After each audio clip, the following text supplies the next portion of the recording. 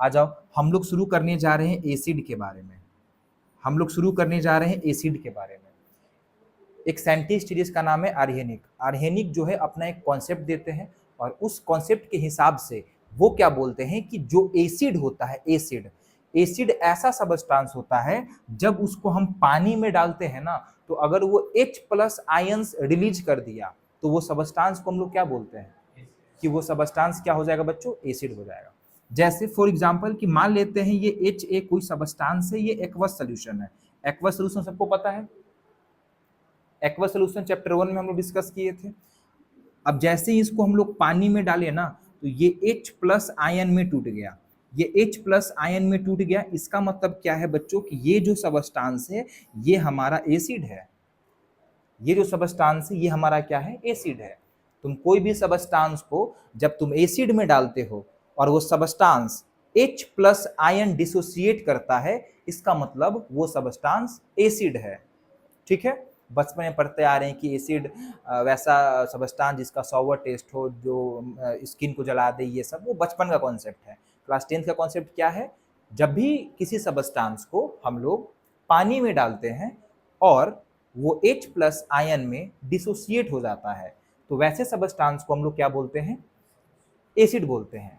उसके बाद ये देखो यहाँ पे H प्लस आयन कितना है, 1 है, 2 है, 3 है, 5 है, कितना है, 1 है। तो कितना H प्लस आयन ये एसिड निकाला है, उसको हम लोग उसका बेसिसिटी बोलते हैं। क्या बोलते हैं बच्चों, बेसिसिटी बोलते हैं। क्या बोलते हैं बच्चों, बेसिसिटी बोलते हैं। कहने का मतलब क्या है कि अगर ये सबस्टांस है तो यहाँ पे एक H प्लस आयन है, तो इस सबस्टांस का बेसिसिटी कितना हो जाएगा, बेसिसिटी कितना हो जाएगा बच्चों, 1 हो जाएगा। कहने का मतलब क्या है कि अगर कोई भी सबस्टांस को हम लोग पानी में डाल रहे हैं और वो H प्लस आयन में डिसोसिएट हो जा रहा है, वैसे सबस्टांस को हम लोग एसिड बोलते हैं। क्या बोलते हैं, एसिड बोलते हैं। और जितना number of H plus ion वो देता है, उस नंबर को हम लोग बोलते हैं उस सबस्टांस का बेसिसिटी। क्या बोलते हैं बच्चों, बेसिसिटी। बेसिसिटी समझ में आ गया कि जितना H प्लस आयन उस सबस्टांस से निकला हो उसको हम लोग बच्चों बेसिसिटी बोलते हैं। ठीक है, देखो जरा ध्यान से, देखो यहाँ पे ये H था, HA रख लो यहाँ पे, H प्लस आयन में टूटा, तो ये H प्लस आयन में टूटा, इसका मतलब ये सबस्टांस क्या होगा, एसिड होगा। This substance which gives H plus ion in water are known as acid. ठीक है, एग्जाम में यही डेफिनेशन लिखना है। ठीक है बच्चों, and the number of H plus ion, the number of H plus ions given by an acid is known as basicity। ठीक है, कि कितना number of H plus ions दिया है, एक बार में बच्चों याद होना चाहिए। अगर आपको एक बार में याद नहीं हो रहा है, इसका मतलब आपका क्लास में फोकस नहीं है। ठीक है, कोई मुझे बता सकता है कि एसिड क्या होता है, सब बोलो, अपने खुद बोलो, खुद सुनो, कोई दिक्कत नहीं है, बोलो क्या होता है acid. The substance which gives H plus ion in water is known as, the substance which gives H plus ion in water is known as, and the number of H plus ion given by acid is known as basicity। Got it? अब आगे देखिए, अब आगे देखिए, तो acid में किसी को दिक्कत तो नहीं है। एसिड क्या होता है ये हम लोग नया चीज सीखे कि व्हाट इज एसिड, कि अगर कोई सबस्टांस पानी में जाने के बाद H प्लस आयंस दे रहा है तो उस सबस्टांस को कहते हैं कि वो सबस्टांस कैसा है, एसिड है। ठीक है, आ जाओ आगे, आगे आ जाओ बच्चों। अब यहां पे ध्यान देना, थोड़ा सा यहां पे ध्यान देना, बिल्कुल फोकस रखो, बिल्कुल, है ना। देखो यहां पे HCl है। अब HCl को तुम जैसे ही पानी में डाले, जैसे ही तुम HCl को पानी में डाले तो ये H प्लस और Cl माइनस में डिसोसिएट हो गया। देखो तो H प्लस दे रहा है कि नहीं दे रहा है, इसका मतलब पक्का ये एसिड होगा, एसिड होगा। अब कितना नंबर ऑफ H दे रहा है, 1 दे रहा है, तो इसका बेसिसिटी कितना हो जाएगा, क्योंकि यहाँ पे गलत लिखाया हुआ है। ठीक है, यहाँ पे कितना हो जाएगा, बेसिसिटी कितना हो जाएगा बच्चों, बेसिसिटी इसका कितना, अरे यार कितना हो जाएगा, 1 हो जाएगा। और जिसका भी बेसिसिटी 1 होता है उसका नाम होता है मोनोबेसिक एसिड। क्या होता है, मोनोबेसिक एसिड होता है। अगर मैं पूछूं कि मोनोबेसिक एसिड क्या है, क्या है मोनोबेसिक एसिड? यानी कि वैसा एसिड जिसका बेसिसिटी 1 होता हो उसको हम लोग बोलेंगे मोनोबेसिक एसिड। ठीक है, यहाँ पे थोड़ा सुधार लेना, ये गलत लिखा हुआ है, ठीक है ना, बेसिसिटी होगा। उसके बाद देखो H2SO4 आ रहा है, जैसे ही इसको हम लोग पानी में डाले तो ये 2H प्लस और SO4 में ये डिसोसिएट हो गया। तो बताओ यहाँ पे कितना number of H plus ion है बच्चों? 2 है। तो इसका बेसिसिटी कितना हो जाएगा? इसका बेसिसिटी कितना हो जाएगा? 2 हो जाएगा। और जिसका भी बेसिसिटी 2 होता है उसको हम लोग डाई बेसिक एसिड बोलते हैं। ठीक है, अगर एग्जाम में आया कि डाई बेसिक एसिड क्या होता है तो क्या बोलोगे? वैसा एसिड जिसका बेसिसिटी मोनोबेसिक क्या होता है? 1 हो। यहां तक क्लियर सभी को? एसिड क्या होता है? हाँ, एकदम बोलना है ऐसे, जितने बार बोलोगे ना उतने ही बार अंदर तक जाएगा चीज है। ठीक है, कि कोई भी चीज इलेक्ट्रिसिटी कंडक्ट क्यों करता है? कोई भी चीज in the sense liquid AC electricity को कंडक्ट क्यों करता है? इसके अंदर फ्री आयंस होता है, क्योंकि उसके अंदर फ्री आयंस होता है, जिस कारण से जो है वो क्या करता है? इलेक्ट्रिसिटी को कंडक्ट करता है। अब ध्यान दे रहे हैं यहाँ पे, ये एग्जाम में आ रखा है कि जो एक्वस सोल्यूशन है किसका? एसिड का जो एक्वस सोल्यूशन है, एक्वस सोल्यूशन पता है ना क्या होता है? एक्वस सोल्यूशन जो होता है एसिड का, वो इलेक्ट्रिसिटी को कंडक्ट करता है। क्यों? क्योंकि उसके अंदर क्या होता है? उसके अंदर फ्री आयंस पाया जाता है, उसके अंदर फ्री आयंस पाया जाता है। ठीक है, लेकिन एग्जाम में अगर आएगा क्या ग्लूकोज का एक्वस सोल्यूशन इलेक्ट्रिसिटी को कंडक्ट करता है, तो आंसर है नहीं। ठीक है, क्यों नहीं? क्योंकि उसके पास फ्री आयंस नहीं होता है। इसका मतलब ये है सर कि एसिड का जो एक्वस सोल्यूशन होगा वो इलेक्ट्रिसिटी को कंडक्ट करेगा, और एक्वस सोल्यूशन होगा ग्लूकोज का तो वो इलेक्ट्रिसिटी को कंडक्ट नहीं करेगा। फिर बचपन में हम लोग को पता है कि डिस्टिल्ड वाटर भी जो है इलेक्ट्रिसिटी को कंडक्ट नहीं करता है। क्यों? क्योंकि उसके अंदर भी फ्री आयंस नहीं होता है। 3 चीज याद रखोगे ना। बताओ, glucose, aqueous solution of glucose क्या करता है? कंडक्ट नहीं। क्या डिस्टिल्ड वाटर करता है? नहीं। क्या एक्वस सोल्यूशन ऑफ एसिड करता है? क्यों करता है? क्योंकि उसके पास फ्री आयंस पाया जाता है। वेरी गुड बच्चों। अब यहां पे ध्यान दो, एसिड जो है बेसिकली 2 टाइप्स के होते हैं। There are 2 types of acid, ध्यान देना। एक होता है बच्चों क्या? एक होता है कंसंट्रेटेड एसिड और दूसरा होता है डाइल्यूट एसिड। अब तुम लोग को ये चीज पता है, क्लास 7 क्लास 6 में हम लोग पढ़ रखे हैं। कंसंट्रेटेड एसिड का मतलब क्या होता है? इसमें पानी का मात्रा कम होगा, वैसे एसिड को हम लोग कंसंट्रेटेड एसिड बोलेंगे। ठीक है, वैसे एसिड जिसमें पानी का मात्रा कम होता है वैसे एसिड को हम लोग क्या बोलते हैं? Concentrated acid. और वैसा एसिड जिसमें पानी का मात्रा ज्यादा होता है वैसे एसिड को क्या बोलते हैं? डाइल्यूटेड एसिड या फिर डाइल्यूट एसिड।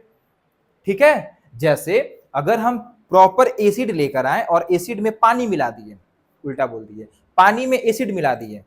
ठीक है, अभी आगे हम पूछेंगे ये क्वेश्चन कि एसिड में पानी मिलाना सही होता है कि पानी में एसिड मिलाना सही होता है। सोच के रखना, अभी आगे पूछेंगे। ठीक है, तो हम क्या किए? हम पानी में एसिड मिलाए। ठीक है, तो वो एसिड क्या होगा? क्या हो गया? डाइल्यूटेड हो गया। क्यों? क्योंकि इसमें पानी का मात्रा ज्यादा है। How many types of acid? कौन कौन से?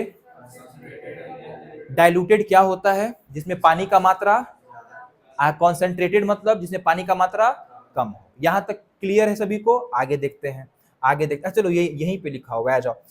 2 ऑप्शन है तुम लोग के पास बच्चों, 2 ऑप्शन है तुम लोग के पास। ऑप्शन क्या है बताते हैं, 1 मिनट।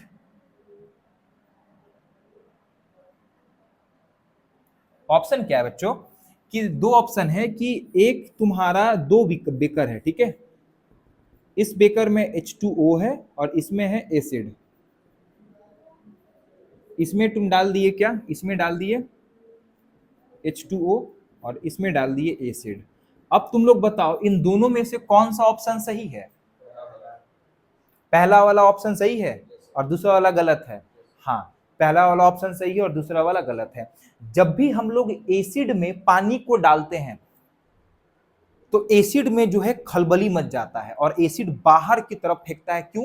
क्योंकि जब जब भी हम लोग पानी को किस में डालें, एसिड में डालते हैं, तो ये कैसा प्रोसेस होता है, एक्सोथर्मिक प्रोसेस होता है। कैसा होता है? एक्सोथर्मिक प्रोसेस होता है। कैसा होता है बच्चों? एक्सोथर्मिक प्रोसेस होता है। कहने का मतलब, कभी देखे हो एसिड, मत देखना, डेंजरस चीज है ये, हालांकि ये सब ठीक है। हमेशा इसको याद रखना कि कभी भी तुम्हारे पास एसिड है और पानी है, तो एसिड को पानी में डालकर नहीं, बल्कि पानी में एसिड को डालना। समझ आ रहा है? एसिड में पानी नहीं डालना है। अगर तुम एसिड में पानी डालोगे तो एसिड भड़ाक फड़ाक फड़ाक कंटेनर से पूरा बाहर आ जाएगा, पूरा बॉडी पे तुम्हारे पड़ जाएगा, और बॉडी में क्या हो जाएगा, बॉडी को क्या हो जाएगा, कर देगा वो, डैमेज कर देगा, कोरेट कर देगा। याद रहेगा ये चीज? यानी कि सर हम लोग को हमेशा याद रखना है कि पानी में एसिड जाना चाहिए, पानी में एसिड जाना चाहिए, ये याद रखना है। ठीक है, आगे आ जाओ।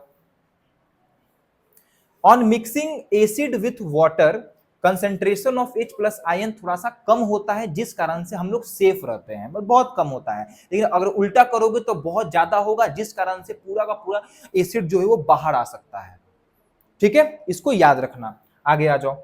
फिर आता है ऑर्गेनिक एसिड क्या होता है और इनऑर्गेनिक एसिड क्या होता है। तो वैसा एसिड जो हम लोग को प्लांट से मिलता है उसको हम लोग ऑर्गेनिक एसिड बोलते हैं, और वैसा एसिड जो हम लोग खुद बनाते हैं, मैनमेड होता है, उसको हम लोग इनऑर्गेनिक एसिड बोलते हैं। प्लांट या एनिमल से जो एसिड मिलता है उसको क्या बोलते हैं हम लोग? Organic acid. ऑर्गेनिक एसिड जो है वो जनरली कैसा एसिड है? वीक एसिड होता है। देखो, those acid which are obtain from product of plant and animals, और ऐसा एसिड क्या होता है? वीक एसिड होता है। अब तुमको ये चीज जो है ना बिल्कुल बाय हार्ट याद होना चाहिए कि टमाटो और स्पिनच में कौन सा एसिड होता है? Oxalic acid. मिल्क में होता है लैक्टिक एसिड। रेड एंट में होता है, ये इंपॉर्टेंट, हालांकि इंपॉर्टेंट सब है, रेड एंट में होता है मिथानोइक एसिड और फॉर्मिक एसिड। टैट्रिक एसिड किस में होता है? तो टर्माइन में होता है, ग्रेप्स में होता है, अनराइप मैंगो जो खट्टा होता है बेसिकली। विनेगर जो है, विनेगर में क्या होता है? एसिटिक एसिड होता है। सिट्रिक एसिड किस में होता है? आंवला में होता है, ऑरेंज में होता है। मैलिक एसिड एप्पल में होता है। याद रखना, एप्पल में कौन सा एसिड, तो इसको याद कर लोगे ना। अगर हम पूछे बताओ स्पिनच में कौन सा एसिड, तो क्या बोलोगे? ऑक्जेलिक। टर्माइन में कौन सा एसिड? Tartaric acid. विनेगर में कौन सा एसिड? Acetic acid. एप्पल में कौन सा एसिड? Malic acid. याद रहेगा, इसको याद कर लोगे। खट्टा आम में कौन सा एसिड? ठीक है। और सिट्रिक एसिड किस में? लेमन में, आंवला में, ऑरेंज में, इसमें क्या होता है? सिट्रिक एसिड पाया जाता है। ये सब कैसा एसिड है? बहुत स्ट्रॉन्ग एसिड है क्या? नहीं, बहुत ही वीक एसिड है ये लोग। क्यों? क्योंकि ये हम लोग को सीधा सीधा प्लांट से मिलता है। ठीक है। इनऑर्गेनिक एसिड क्या होता है? जो हम लोग बनाते हैं, और ये जो है बहुत ज्यादा स्ट्रॉन्ग एसिड होता है, जैसे HCl हो गया, H2SO4 हो गया, HNO3 हो गया। पता है ना ये सब चीज? Sulphuric acid, nitric acid, hydrochloric acid. हमारे पेट में कौन सा एसिड होता है? हाइड्रोक्लोरिक एसिड होता है। हमारे पेट में हाइड्रोक्लोरिक एसिड होता है, लेकिन फिर भी हमारा पेट जलता क्यों नहीं है? क्योंकि हमारे स्टमक के दीवार पे क्या होता है? म्यूकस होता है, म्यूकस लगा होता है, जो कि उस एसिड के प्रभाव को रोक देता है। ठीक है, याद रहेगा, याद रहेगा। हाँ, अब आगे आ जाओ।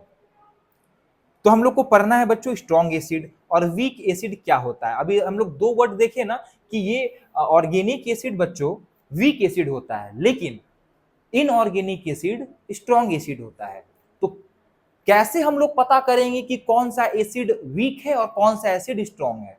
अगर एसिड पानी में जाने के बाद कंप्लीटली H प्लस आयन में डिसोसिएट हो जाए, टोटल पूरा पूरा H प्लस आयन में डिसोसिएट हो जाए, पूरा पूरा खुद को तोड़ ले H प्लस आयन में, तो वैसे एसिड को बोलेंगे कि वो बहुत ज्यादा स्ट्रॉन्ग एसिड है, बहुत ज्यादा स्ट्रॉन्ग एसिड है। लेकिन अगर हम दूसरे एसिड को पानी में डालें और वो पार्शियली अपने आप को डिसोसिएट कर रहा है H प्लस आयन में, तो ऐसे एसिड को हम लोग क्या बोलते हैं? ऐसे एसिड को बोलते हैं वीक एसिड। क्या बोलते हैं बच्चों? वीक एसिड बोलते हैं। ठीक है। स्ट्रॉन्ग एसिड क्या होता है? स्ट्रॉन्ग एसिड का मतलब ये है सर, वैसा एसिड जो पानी में जाने के बाद कंप्लीटली H प्लस आयन में डिसोसिएट हो जाए, टूट जाए, उस एसिड को हम लोग स्ट्रॉन्ग एसिड बोलेंगे। अगर वैसा एसिड जो पार्शियली डिसोसिएट हो रहा है वैसे एसिड को क्या बोलेंगे बच्चों, वीक एसिड बोलेंगे। ठीक है, अब देखो, अब यहां से पेपर में बच्चों क्वेश्चन पूछता है कैरेक्टरिस्टिक ऑफ एसिड, तो एसिड का टेस्ट कैसा होता है, खट्टा होता है। ये क्या करता है, ब्लू लिटमस को रेड में चेंज करता है, ये भी पता है। एसिड का जो सोल्यूशन होता है वो गुड कंडक्टर ऑफ इलेक्ट्रिसिटी होता है, क्यों, क्योंकि उसमें क्या होता है बोलो, फ्री आयंस। क्या ग्लूकोज में होगा, नहीं होगा। डिस्टिल्ड वाटर में होगा, तो डिस्टिल्ड वाटर में इलेक्ट्रिसिटी कंडक्ट क्यों नहीं होता है, क्योंकि उसके अंदर फ्री आयंस नहीं होता है। Acid causes severe burn on skin, hence acid are corrosive in nature. हम लोग को पता है एसिड जो है नेचर का कोरेसिव होता है, कि अगर हाथ पे कोई एसिड गिरा दे तो हाथ जो है जल जाता है। उसके बाद देखो, acid are kept in glass bottle and ceramics, glass bottle में हम लोग रखते हैं। अब यहां से क्वेश्चन ये उठता है कि आखिरकार एसिड को हम लोग स्टील के बर्तन में क्यों नहीं रखते हैं। हाँ, क्योंकि वो जो है, अभी आगे हम लोग को पढ़ना है बेसिकली, वो जो है बच्चों क्या होता है, यहां पे है acid does not kept in metal container, क्यों, क्योंकि ये जो है मेटल के साथ रिएक्ट करके पॉइजनस सबस्टेंस बना देता है, जो कि हमारे हेल्थ के लिए क्या है, हानिकारक है, जो हमारे हेल्थ के लिए हानिकारक है। समझ आ रहा है सभी को, सबको समझ आ रहा है, आगे देखते हैं। तो अगर हम बात करें दूध का, तो दूध स्टील का गिलास में पीना है कि शीशा के गिलास में, शीशा के स्टील के गिलास में किसे पीना है, शीशा के गिलास में पीना है। लेकिन इतना बहुत ज्यादा, क्योंकि वीक एसिड है ना, और बहुत ज्यादा इम्पैक्ट, बहुत नॉमिनल इम्पैक्ट देता है, तो हम लोग पी सकते हैं स्टील के गिलास में, क्योंकि हम लोग गरीब हैं। अब जो अमीर है वो पियो शीशा के गिलास में। ठीक है, चलो अब बताओ मेरे साथ, यहां तक सभी को समझ आ गया। सबसे पहले अगर हम पूछे बताओ एसिड क्या होता है, बोलो, सबके मुंह से आवाज आना चाहिए। What do you mean by weak acid, बोलो। हाँ हाँ, तो वीक एसिड होता क्या, किसको बोलेंगे कि ये वीक एसिड है, कब बोलेंगे हम,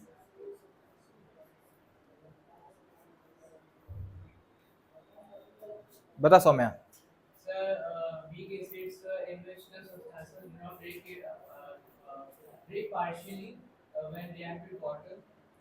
फिर से बोलो।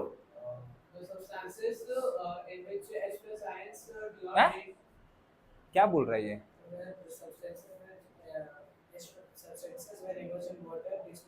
इमर्ज, अच्छा, हाँ हाँ, ठीक, ठीक है, यानी कि सर वो पार्शियली डिसोसिएट होगा तो क्लास में फोकस है, नहीं तो जाके बाहर बैठो आराम से। ठीक है, स्ट्रॉन्ग एसिड क्या होता है, ठीक है, अगर हम बात करें स्ट्रॉन्ग एसिड का एग्जांपल बताओ, HCl। वीक एसिड का एग्जांपल बताओ, उतना सारा बताया, ऑक्जेलिक एसिड, ये सब बताया गया है ना, सिट्रिक एसिड, विनेगर में जो रहता है एसिटिक एसिड, ये सब जो है एग्जांपल है वीक एसिड का। कैरेक्टरिस्टिक क्या है, कैरेक्टरिस्टिक क्या है एसिड का, सावर इन टेस्ट, सेकंड रेड लिटमस को, तीसरा पॉइंट कोरेसिव इन नेचर, चौथा पॉइंट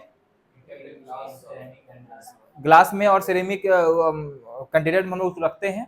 आखिरकार हम लोग मेटल में एसिड को क्यों नहीं रखते हैं, क्योंकि वो मेटल के साथ रिएक्ट करके पॉइजनस सबस्टेंस बना देता है, जिस कारण से हम लोग एसिड को मेटल में नहीं रखते हैं, क्योंकि हमारे हेल्थ के लिए क्या है, ये बहुत ज्यादा हार्मफुल है। डन यहां तक, हाँ।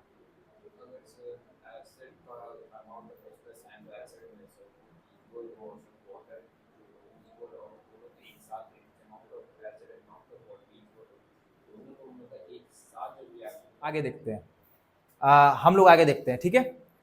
अब देखो, अब यहाँ पे कुछ कुछ बात ये है कि सबसे पहले अगर हम लोग एसिड को मेटल के साथ रिएक्ट करवाएं या फिर मेटल कंपाउंड के साथ रिएक्ट करवाएंगे तो क्या होगा, ठीक है। यहाँ पे दो एक ही साथ आ गया है, छोड़ो। एसिड को जब हम लोग मेटल के साथ बच्चों रिएक्ट करवाते हैं तो क्या बनता है, मेटल सॉल्ट बनता है। आई थिंक ये हम लोग को पहले से पता है। एसिड को जैसे ही हम लोग मेटल के साथ रिएक्ट करवाते हैं तो क्या बनता है बच्चों, मेटल सॉल्ट बनता है और हाइड्रोजन गैस रिलीज होता है। कैसा होता है, हाइड्रोजन गैस रिलीज होता है। कोई मुझे बता सकता है हाइड्रोजन गैस किस साउंड के साथ रिलीज होता है, popping sound. Very nice, very nice, very nice. लेकिन याद रखना इसमें एसिड का एक एक्सेप्शन एसिड है जिसका नाम है HNO3।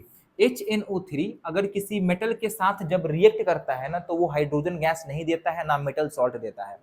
ये क्यों नहीं देता है, इसका एक्सप्लेनेशन चैप्टर 3 यानी कि मेटल एंड नॉन मेटल्स में है, इसको हम लोग आगे देखेंगे। अभी याद कर लेना है कि HNO3 जो एसिड है वो मेटल सॉल्ट नहीं देता है, ठीक है।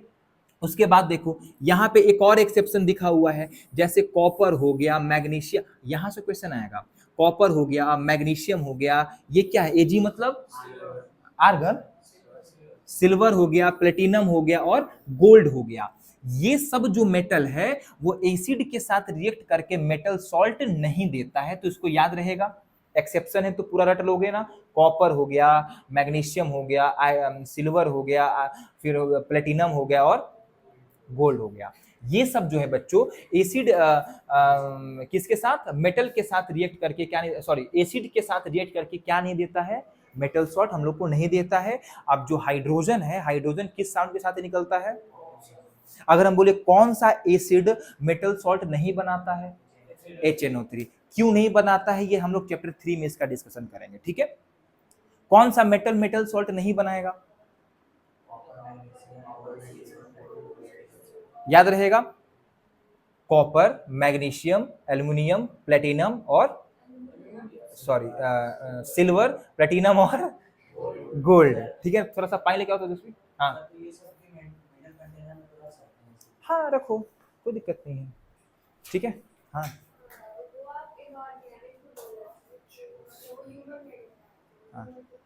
ऑर्गेनिक में बोल, हाँ हाँ हाँ, उसको फैक्ट्री में बनाते हैं, पानी पेट में ना, हाँ बताते हैं, अच्छा क्वेश्चन बताते हैं।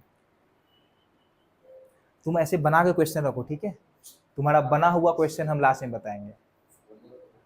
हाँ हाँ बना हुआ, हाँ लास्ट में ये सब क्वेश्चन पूछना। हाँ हाँ बोलो बोलो बोलो।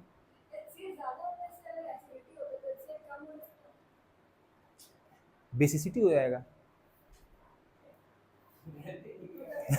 बेसिसिटी हो जाएगा और क्या।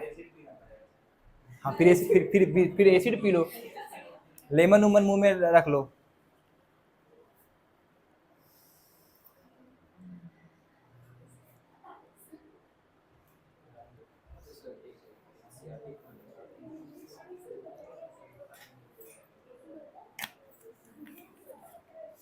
आ जाओ बच्चों, यहां तक सबको क्लियर हो गया।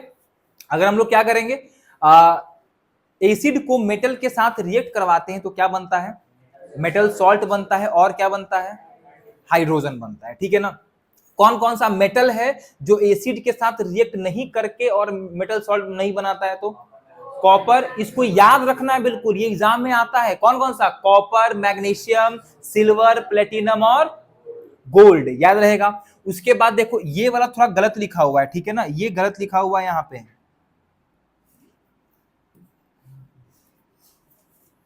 यहां पे कोई सा भी तुम एक मेटल रख सकते हो, ठीक है ना, कोई सा भी मेटल रख सकते हो।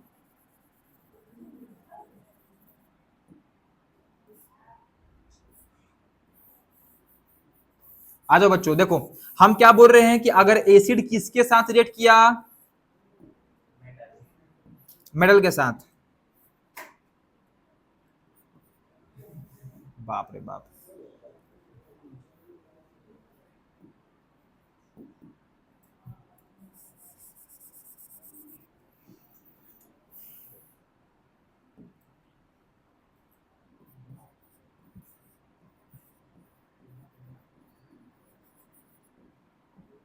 देखो सुनो मेरी बात। अब इसमें क्या है कि अगर acid,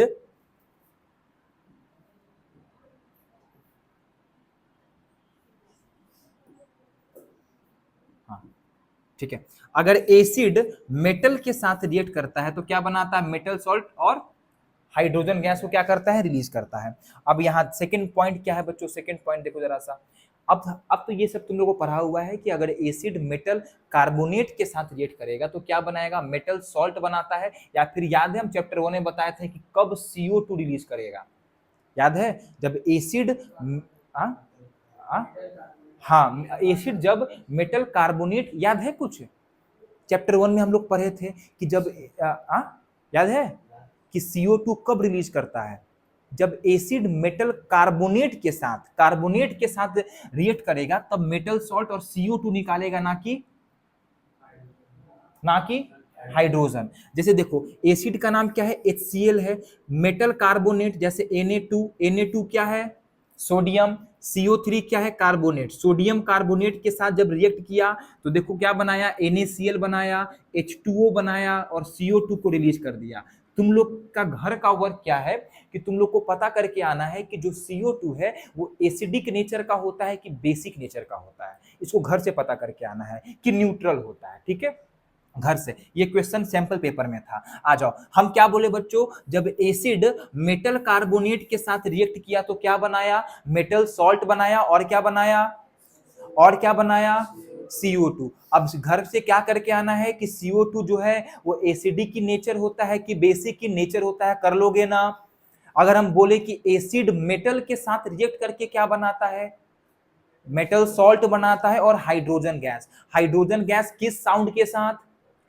popping sound, put put put put popping sound के साथ रिलीज होता है। अब आगे देख लो बच्चों, अब ये तुम लोग को पता है ये भी कि जब एसिड मेटल बाइकार्बोनेट के साथ रिएक्ट करता है तब भी ये मेटल सॉल्ट H2 और CO2 ही बनाता है। एसिड जो है मेटल बाइकार्बोनेट के साथ भी रिएक्ट करता है तब भी ये मेटल सॉल्ट H2 और CO2 ही बनाता है। यहां तक किसी को कोई दिक्कत तो नहीं है? अब ध्यान दो, यहाँ पे HCl है, यहाँ पे NaHCO3, ये पता है ना बाइकार्बोनेट का, ये HCO3 हम लोग इंडिकेट करते हैं बाइकार्बोनेट के लिए। यस और नो? SO4 ऊपर 2 माइनस किसके लिए? सल्फेट के लिए। ये सब याद है? नहीं याद है तो याद कर लेना है, चैप्टर 1 में पढ़ाया हुआ है। आके देखो NaCl, H2 और CO2, ये सब जो है ना, जैसे एसिड मेटल के साथ रिएक्ट किया तो मेटल सॉल्ट बनाया, इसको याद होना चाहिए। एसिड मेटल कार्बोनेट के साथ रिएक्ट करता है तो क्या बनाता है? Metal salt plus CO2 plus H2 बनाता है, सॉरी CO2 बनाता है, H2 नहीं, CO2 बनाता है। फिर मेटल जो है, एसिड जो है मेटल बाइकार्बोनेट के साथ करता है तो क्या बनाता है? मेटल सॉल्ट H2O और CO2 बनाता है। और जब एसिड और बेस आपस में रिएक्ट करता है तो क्या बनाता है? सॉल्ट बनाता है H2O और हीट रिलीज करता है। तो याद रखना बच्चों, ये जो है किसका एग्जांपल होता है? न्यूट्रलाइजेशन रिएक्शन का भी एग्जांपल है और डिस्प्लेसमेंट रिएक्शन का भी एग्जांपल है। यहां तो कोई दिक्कत वाली बात तो नहीं है बच्चों? यहां तक कोई दिक्कत वाली बात तो नहीं है? हम क्या बोल रहे हैं कि अगर एसिड बेस के साथ रिएक्ट करेगा तो क्या बनाएगा? सॉल्ट बनाएगा, जिसको हम लोग बचपन में क्या बोलते थे? न्यूट्रलाइजेशन रिएक्शन बोलते थे। यस और नो? अब देखो, अगर हम ये वाला उठा लिए, HCl उठा लिए और NaOH उठा लिए, NaOH क्या होता है पता है? Sodium hydroxide. और सोडियम हाइड्रोक्साइड एक बेस होता है। तो यहां क्या बन गया? NaCl सोडियम क्लोराइड, जो कि क्या है बच्चों? सॉल्ट है। फिर H2O और हीट निकला। तो ये जो एग्जांपल है ये न्यूट्रलाइजेशन रिएक्शन का भी एग्जांपल है और डबल डिस्प्लेसमेंट रिएक्शन का भी एग्जांपल है। और इसको याद रखना, ये करीबन करीबन 2 से 3 बार सेम चीज पूछा हुआ है पेपर में, याद रहेगा।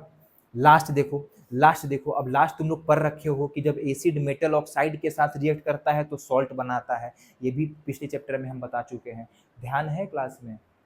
देखो HCl Na2O के साथ रिएक्ट किया तो क्या बनाया? NaCl बनाया और H2O बनाया। ये भी हम लोग पिछले चैप्टर में डिस्कस कर चुके हैं। तो ये 4 जो पॉइंट है तुम लोग को याद रहेगा ना?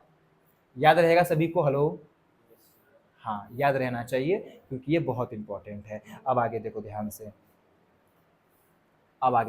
से, अब ये हम लोग डिस्कस कर लिए ना कि एसिड को हम लोग मेटल के कंटेनर में क्यों नहीं रखते हैं, तो क्या बोलोगे? क्योंकि वो मेटल के साथ रिएक्ट करके पॉइजनस सब्सटेंस बना देता है। अब आता है एक्वारेजिया। अब ये बहुत इंपॉर्टेंट है बच्चों, यहां से सीधा क्वेश्चन आता है, ये बहुत ज्यादा इंपॉर्टेंट है, ध्यान देना। एक्वारेजिया देखो, अगर हम लोग को एक्वारेजिया बनाना है, अगर हम लोग को क्या बनाना है? एक्वारेजिया बनाना है, जिसको हम लोग रॉयल वाटर भी बोलते हैं। क्या बोलते हैं? रॉयल वाटर भी बोलते हैं और रॉयल एसिड भी बोलते हैं। क्यों? क्योंकि इसमें सोना चांदी जो है, सोना चांदी इसमें क्या होता है, साफ होता है। सोना और चांदी को इस पानी से साफ किया जाता है। तो अगर बात करें एक्वा रेजिया का, तो एक्वा रेजिया अगर हम लोग को बनाना है कि मान लो कि हम एक गले में सोना का चैन पहने हैं और सोना का चैन जो है वो रिएक्ट करके काला पड़ गया है, होता है ना, एयर के साथ रिएक्ट करेगा तो काला पड़ जाएगा। तो उसको हमको सही करना है, क्या करना है, उसको वापस से वो साइन लाना है। तो हम क्या करेंगे, एक्वा रेजिया के पानी में उसको साफ करेंगे तो प्रॉपर एकदम वापस से साइनिंग देने लग जाएगा। ठीक है, तो एक्वा रेजिया यानी कि जो सोनार होता है, सोनार सोनार किसका यूज करता है, एक्वा रेजिया का यूज करता है। इसका मतलब ये है कि जितने बार हम लोग सोना को साफ कराना जाते हैं ना, उतने ही बार एक्वा रेजिया में मेरा सोना जो है झर जाता है। साइन कैसे आता है, ऊपर का हल्का सा पतला जो लेयर होता है ना वो निकल जाता है, कहाँ चला जाता है, उस एक्वारेजिया में। वैसे ही मान लो 20-30 वो के साफ कर दिया, बस उसका सोना निकल गया एक्वारेजिया में से, मस्त उससे अंगूठी बना लिया। ठीक है, तो यानी कि सोना चांदी साफ होता है किस पानी में, एक्वारेजिया के पानी में, जिसको रॉयल वाटर या फिर रॉयल एसिड भी बोलते हैं, क्योंकि उसमें सोना चांदी साफ होता है। अगर हम लोग को एक्वारेजिया बनाना है तो हम लोग को 2 एसिड को मिलाना पड़ता है। कॉन्सेंट्रेटेड मतलब पानी बहुत, और कॉन्सेंट्रेटेड HNO3 यानी कि आप मिला दीजिए हाइड्रोक्लोरिक एसिड और नाइट्रिक एसिड, लेकिन दोनों का फॉर्म कैसा होना चाहिए, कॉन्सेंट्रेटेड होना चाहिए। और आपको जो है हाइड्रोक्लोरिक एसिड 3 मतलब इन दोनों का रेशियो जो है वो 3:1 रखना है। एग्जाम में चालाकी क्या करता है, इसको पलट देता है। तुम तो याद करके गए हैं 3:1, लेकिन 3 अमाउंट किसका है, ये HCl का है, ये HCl का है, और ये किसका है बच्चों, ये है HNO3 यानी कि नाइट्रिक एसिड का है ये। ठीक है, अगर उल्टा कर दे, इधर कर दे HNO3 तो 1:3 हो जाएगा। फिर आ रहा है बात समझ में, और एग्जाम में यही चीज करता है कि HNO3 को इपट्टी कर देगा और कॉन्सेंट्रेटेड HCl को उपट्टी कर देगा। ठीक है, तो 3:1 याद नहीं करना है तुमको, याद क्या करना है कि HCl का अमाउंट 3 होना चाहिए और उसका HNO3 का कितना होना चाहिए, 1 होना चाहिए। और एग्जाम में आएगा तो हम लोग को देखना है कि आगे कौन सा लिखा हुआ है। अगर आगे लिखा हुआ है कॉन्सेंट्रेटेड HNO3 तो कितना होगा, 1, और पीछे लिखा हुआ है कॉन्सेंट्रेटेड HCl तो कितना होगा, 3। ठीक है, याद रहेगा ये। अब एक्वारेजिया देखो, एक्वारेजिया देखो, gold and platinum are the inert metal which are soluble in aqua regia. Gold और प्लेटिनम सबसे लीस्ट रिएक्टिव मेटल होता है, पता है ये बात, गोल्ड से भी लीस्ट रिएक्टिव मेटल प्लेटिनम होता है। अभी क्लास 8 का अभी एक स्कूल का पेपर हुआ था, उसमें लिखा हुआ था। मैक्सिमम बच्चा गोल्ड, क्योंकि रिएक्टिविटी सीरीज में तुम प्लेटिनम पढ़ा ही नहीं होगा, पढ़े हो क्या, पढ़े हो, बुक में लिखा हुआ है, बुक में नहीं लिखा हुआ है, लेकिन गोल्ड के भी बाद आता है प्लेटिनम। तो इसको ध्यान में रखना है कि गोल्ड से भी कम रिएक्टिव होता है प्लेटिनम। ठीक है, अगर इन दोनों को क्या करना है बच्चों, इन दोनों अगर इन दोनों को साफ करना है, अगर इन दोनों को बात करें सोल्यूबल के बारे में, तो ये सोल्यूबल हो जाता है एक्वा रेजिया में। बताओ एक्वा रेजिया में कौन कौन सा 2 एसिड, HCl और HNO3। बताओ HNO3 का कितना रेशियो, 1, और HCl का कितना, 3, यानी कि 3:1 में जब हम लोग दोनों को मिलाएंगे तो जो पानी निकल के आएगा उसका नाम क्या होगा, एक्वारेजिया होगा। Aqua regia is also known as royal acid और रॉयल वाटर। क्यों कहा जाता है, समझ में आ गया ना। अब आगे देखते हैं, अब आगे देखते हैं, यहां पे ध्यान दो तुम लोग। अब यहाँ पे गोल्ड और प्लेटिनम का बात कहा जा रहा है, तो याद रखना गोल्ड और प्लेटिनम जो है ये इनर्ट गैस, इनर्ट मेटल होता है, और ये फ्री स्टेट में भी पाया जाता है। जैसे फ्री स्टेट का मतलब क्या होता है, कंपाउंड और फ्री। जैसे तुम आयरन निकालोगे तो आयरन होता है क्या, Fe2O3, ऑक्साइड के फॉर्म में होगा, अलग अलग फॉर्म में आयरन हम लोग नीचे से निकालते हैं, फिर उसको प्यूरिफाई करके हम लोग प्योर आयरन निकालते हैं। लेकिन गोल्ड तो खर्रे जो है हम लोग को गोल्ड निकलता है, AU एलिमेंटे निकलता है, खर्रा एकदम। ठीक है, तो ये फ्री स्टेट में पाया जाता है गोल्ड और प्लेटिनम, और कॉपर और सिल्वर जो है फाउंड इन, हाँ दोनों में, यानी फ्री स्टेट में पाया जाता है और कंबाइंड स्टेट में भी पाया जाता है, याद रखना। ठीक है, सीधा MCQ में क्वेश्चन आएगा। ठीक है ना, कॉपर और सिल्वर जो है ये दोनों फॉर्म में पाया जाएगा, कंपाउंड के फॉर्म में भी और फ्री स्टेट में भी। लेकिन गोल्ड और प्लेटिनम एक ऐसा एलिमेंट है जो सिर्फ और सिर्फ फ्री स्टेट में ही पाया जाता है। और गोल्ड और प्लेटिनम को साफ करने के लिए कौन सा पानी, एक्वा रेजिया पानी। एक्वा रेजिया किससे बनता है, किन दो एसिड के साथ, HCl और HNO3। अगर HNO3 आगे आ गया तो कितना रेशियो, 1, अब पीछे कितना, 3। समझ में आ गया यहां तक। अब आगे देखते हैं प्यारे बच्चों, अब आगे देखते हैं। अब यहां ध्यान दो, अब हम लोग को पढ़ना है क्या है, ये हमारा एसिड का लास्ट टॉपिक आ गया, ठीक है, फिर हम लोग बुक रीडिंग करेंगे। देखो अब हम लोग को पढ़ना है इंपॉर्टेंट एसिड के बारे में। देखो जरा ध्यान से, हम लोग को क्या पढ़ना है, इंपॉर्टेंट एसिड के बारे में पढ़ना है। और ये भी तुम लोग को रटा हुआ होना चाहिए, there is no other option. आपको रटना ही पड़ेगा इस चीज को, ठीक है ना, आपको इसको रटना ही पड़ेगा कि जो हाइड्रोक्लोरिक एसिड है, hydrochloric acid is also known as, क्या लिखा हुआ है, मुरियाटिक एसिड। इसका नाम ही दूसरा इस नाम से जानते हैं। इसका काम क्या है भैया, कि use to remove the layer of oxide from steel. Steel से ऑक्साइड का जो लेयर होता है ना, जब मेटल ऑक्सीजन के कांटेक्ट में आएगा तो क्या बनाएगा, मेटल ऑक्साइड बनाएगा। तो ऑक्साइड के लेयर को हटाने के लिए हम लोग HCl का यूज करते हैं। Used in manufacturing of aqua regia हम लोग देख ही लिए अभी। Acidity in stomach is due to HCl, यानी कि जब एक्सेस हो जाता है तो HCl। समझ में यहां तक सबको समझ में आ गया। What is the other name of HCl, muriatic acid, है ना। अब इसका हम लोग किस चीज में यूज करते हैं बच्चों, remove the layer of oxide from steel. इसको हम लोग एक्वा रेजिया बनाने में यूज करते हैं। और पेट में अगर ज्यादा HCl हो जाता है तो हम लोग को एसिडिटी हो जाता है। What is the other name of HCl, muriatic acid. What is the other name of HCl बच्चों, डन। उसके बाद आता है सल्फ्यूरिक एसिड। सल्फ्यूरिक एसिड का फॉर्मूला H2SO4। अल्टरनेट नाम देखो क्या है, इसको बोलते हैं किंग ऑफ केमिकल्स, इसको बोलते हैं बैटरी एसिड, इसको बोलते हैं ऑयल ऑफ विट्रॉल। क्या बोलते हैं, ऑयल ऑफ विट्रॉल। और ये जो ऑयल ऑफ विट्रॉल जो है वो सल्फ्यूरिक एसिड का पुराना नाम है। It is dehydrating agent. और डिहाइड्रेटिंग एजेंट क्या होता है ये भी हम लोग फर्दर आगे के चैप्टर्स में डिस्कस करेंगे, ठीक है। प्रॉपर इसके बारे में दिया हुआ है, कैटलिस्ट कैसा यूज होता है। तो sulphuric acid H2SO4 king of chemicals है, बैटरी एसिड है, ऑयल ऑफ विट्रॉल बोलते हैं। और हम लोग क्या बोलते हैं इसको, कि ये यूज होता है as a dehydrating agent. Dehydrating agent का मतलब सीधा ये होता है, हालांकि बताएंगे आगे हम, कि उसको पानी को उड़ा देता है, उसका हम लोग यूज करते हैं। तो आगे हम लोग डिस्कस करेंगे इसके बारे में, ठीक है। अब देखो, अब यहां जो है, यहां पे हम अभी लगा देते हैं, इस बार पेपर में ये क्वेश्चन पक्का आएगा। यहां पे हम अभी लगा देते हैं VI, ठीक है। और वापस जब पेपर में ये आएगा तो हम तुमको आके बताएंगे कि देखो हम बताए थे यहां पे कि ये क्वेश्चन आएगा, और ये क्वेश्चन आएगा इस बार, ठीक है। मल्टीपल चॉइस क्वेश्चन में आएगा।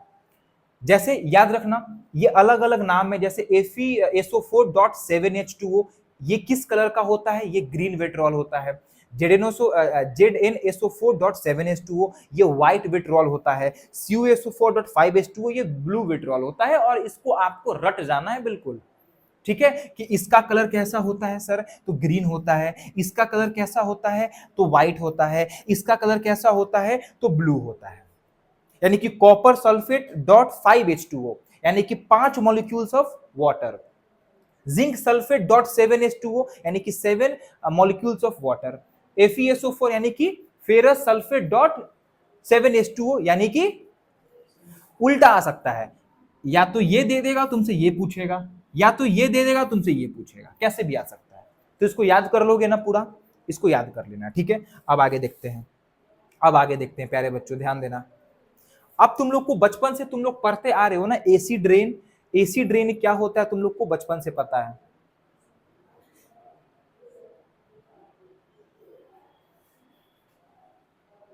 देखो सबसे पहले ये तुम्हारे एग्जाम में आएगा कि एसी ड्रेन का पीएच कितना होता है, 5.6 से भी कम होता है। 5.6 से भी क्या होता है,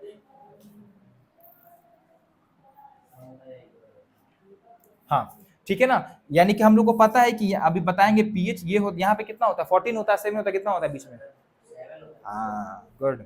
यहाँ पे कितना होता है, 7। 7 के नीचे जाएंगे तो एसिड, 7 के ऊपर जाएंगे तो बेस। अगर 14 चले गए तो एक्सट्रीम बेस, एकदम हार्ड बेस।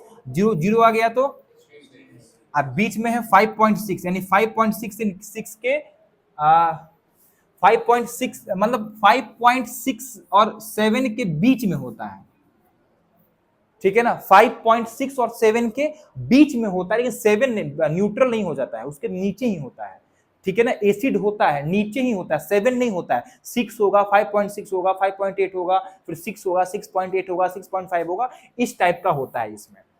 ठीक है, तो एसिड रेन कैसे होता है, देखो ये हमारा बादल है, ये हमारा बादल है, एटमॉस्फेयर में पहले से प्रेजेंट है क्या, पहले से सल्फर ऑक्साइड प्रेजेंट है, हम लोग को पता है पॉल्यूशन, सल्फर ऑक्साइड प्रेजेंट है, और जब H2O मिल जाता है सल्फर ऑक्साइड के साथ तो क्या बना देता है, सल्फ्यूरिक एसिड बना देता है, और यही पानी जो है धरती पे आता है। फिर हमारे एटमॉस्फेयर में क्या है, Na2 यानी कि नाइट्रोजन ऑक्साइड है ना, नाइट्रोजन ऑक्साइड जब ये पानी के साथ रिएक्ट करता है तो क्या बना देता है, नाइट्रिक एसिड बना देता है। देखो तो ये सब स्ट्रॉन्ग एसिड है, देखो तो यहाँ पे sulphuric acid strong acid, nitric acid strong acid. उसके बाद देखो CO2 एटमॉस्फेयर में है, और CO2 जो है जब H2A के साथ रिएक्ट करता है तो H2CO3 बना देता है, जिसका नाम क्या है, कार्बोनिक एसिड। यानी कि सल्फ्यूरिक एसिड हो गया, नाइट्रिक एसिड हो गया, कार्बोनिक एसिड हो गया, ये सब धरती पे आ रहा है। तो बताओ तो ऐसे रेन को एसिड रेन बोलेंगे कि नहीं बोलेंगे, बोलेंगे ना। अब एसिड रेन के कारण जो हम लोग का मूर्ति उर्ति होता है वो पीला हो जाए, जैसे कि सुन रहे हो ना कि ताजमहल का कलर जो है वो दिन पे दिन वो पीला होता चला जा रहा है। क्यों पीला होता चला जा रहा है, क्योंकि पॉल्यूशन बढ़ रहा है, और जब पॉल्यूशन बढ़ रहा है तो एटमॉस्फेयर में ये सब जैसे गैसेस बढ़ रहे हैं, जैसे सल्फर ऑक्साइड बढ़ रहा है, नाइट्रोजन ऑक्साइड बढ़ रहा है, कार्बन डाइऑक्साइड बढ़ रहा है, और जब ऊपर से पानी आता है तो इन दोनों रिएक्ट करके बना देता है सल्फ्यूरिक एसिड, नाइट्रिक एसिड और कार्बोनिक एसिड। अब वो सारा का सारा एसिड जब पृथ्वी पे गिरता है तब एक्वेटिक एनिमल्स बहुत ज्यादा लॉस होता है, एक्वेटिक एनिमल्स का, पेड़ का, ट्रीज का बहुत ज्यादा लॉस होता है, इवन इंसान का भी लॉस होता है। पता है ये बात, तुमको बीमारी हो जाएगा, फुलसी उलसी हो जाए, स्किन डिजीज हो जाता है। फिर तुम्हारा जो ताजमहल, जो हमारा एंशियंट टाइम से जो प्रतिमा है, जो क्या बोलते हैं उसको, मॉन्यूमेंट्स है, वो सब जो है खराब होते हैं, कोरेड होते हैं। Got it. तो एसिड रेन कैसे होता है, समझ में आ गया पूरा बात, समझ में आ गया। अब आगे देखते हैं, अब हम लोग को आगे देखना है प्यारे बच्चों, ध्यान दो। अब हम लोग को आगे देखना है। अब देखो, अब हम लोग को एक एक करके सभी एसिड के बारे में देखना है। बताओ तो सल्फ्यूरिक एसिड के बारे में देख लिए ना, सल्फ्यूरिक एसिड का अदर नेम क्या है, किंग ऑफ केमिकल्स। और बताओ बैटरी एसिड, और बताओ ऑयल ऑफ विट्रॉल, और बताओ किस में यूज होता है, डिहाइड्रेटिंग एजेंट में यूज होता है। म्यूरेटिक एसिड किसका नाम था, HCl का नाम था। स्टील का ऑक्साइड छोड़ाने में किसका काम करते हैं, HCl काम करते हैं। उसके बाद हम लोग को पढ़ना क्या है, नाइट्रिक एसिड के बारे में। तो नाइट्रिक एसिड जो है HNO3 इसका फॉर्मूला है, और नाइट्रिक एसिड का यूज हम लोग करते हैं फर्टिलाइजर बनाने में, जैसे NPK, नाइट्रोजन और कैल्शियम, फास्फोरस, नाइट्रोजन, फास्फोरस और पोटासियम। ठीक है ना, यानी कि फर्टिलाइजर का यूज हम लोग फर्टिलाइजर में किसका यूज करते हैं, नाइट्रिक एसिड में करते हैं। और देखो इसको याद कर लेना कि एक्सप्लोसिव में भी यूज करते हैं, जैसे TNT, ट्राई नाइट्रोट्रोलेंस। ये जो है TNT क्या है, ये एक्सप्लोसिव है, बम बनाने में जो बारूद यूज होता है ना, उसमें भी हम लोग एसिड का यूज करते हैं, नाइट्रिक एसिड। गन पाउडर बनाने में भी जो है हम लोग नाइट्रिक एसिड का यूज करते हैं, जैसे गन पाउडर का फॉर्मूला लिखा हुआ है, हालांकि एग्जाम में ये आएगा नहीं, लेकिन फिर भी ओवरव्यू एक बार ले लेना, ठीक है। Indian saltpetre sodium nitrate,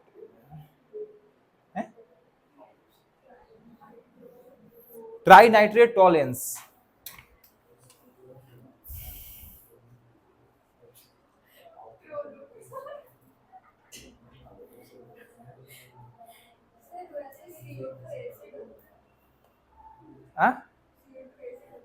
देख ली बुक में से, हाँ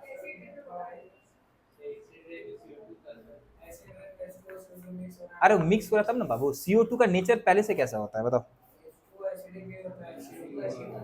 हाँ बताना कल आराम से देख के।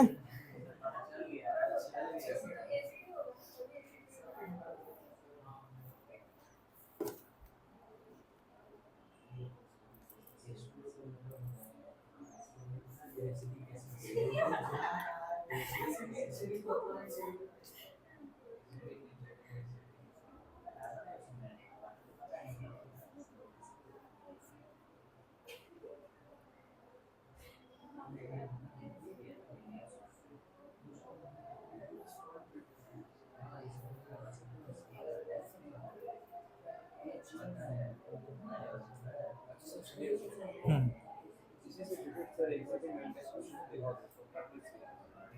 एक मिनट, एक मिनट।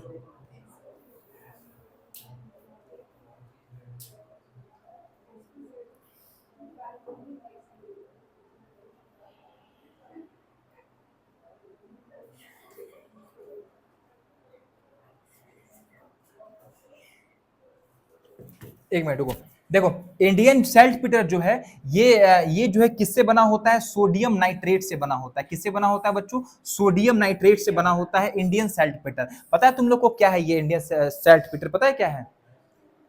नहीं पता है? अभी गूगल करके दिखाएंगे, ठीक है? इमेज देख लेना। क्रिस्टल होता है ये, क्रिस्टल नमक होता है ये। इंडियन साल्ट पीटर नमक होता है क्रिस्टल के फॉर्म में, जो ढेला ढेला हुआ नमक नहीं होता है वही। हाँ ठीक है ना, सोडियम नाइट्रेट, ठीक है ना। अब देखो ध्यान से, ये ऑक्जेलिक एसिड पता है ना? ऑक्जेलिक एसिड देखो, oxalic acid kidney stone, kidney stone जब होता है उसमें सबसे ज्यादा कौन सा एसिड पाया जाता है? Oxalic acid. Present in tomato spinach, ये समय पाया जाता है। Use to remove the stain of rust और इंक।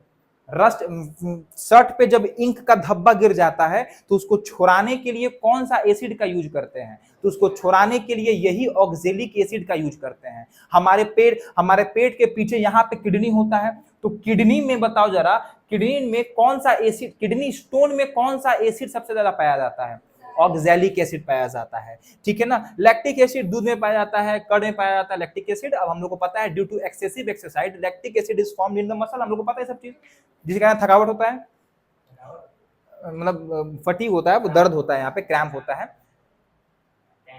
टाट्रिक एसिड है, टैट्रिक एसिड,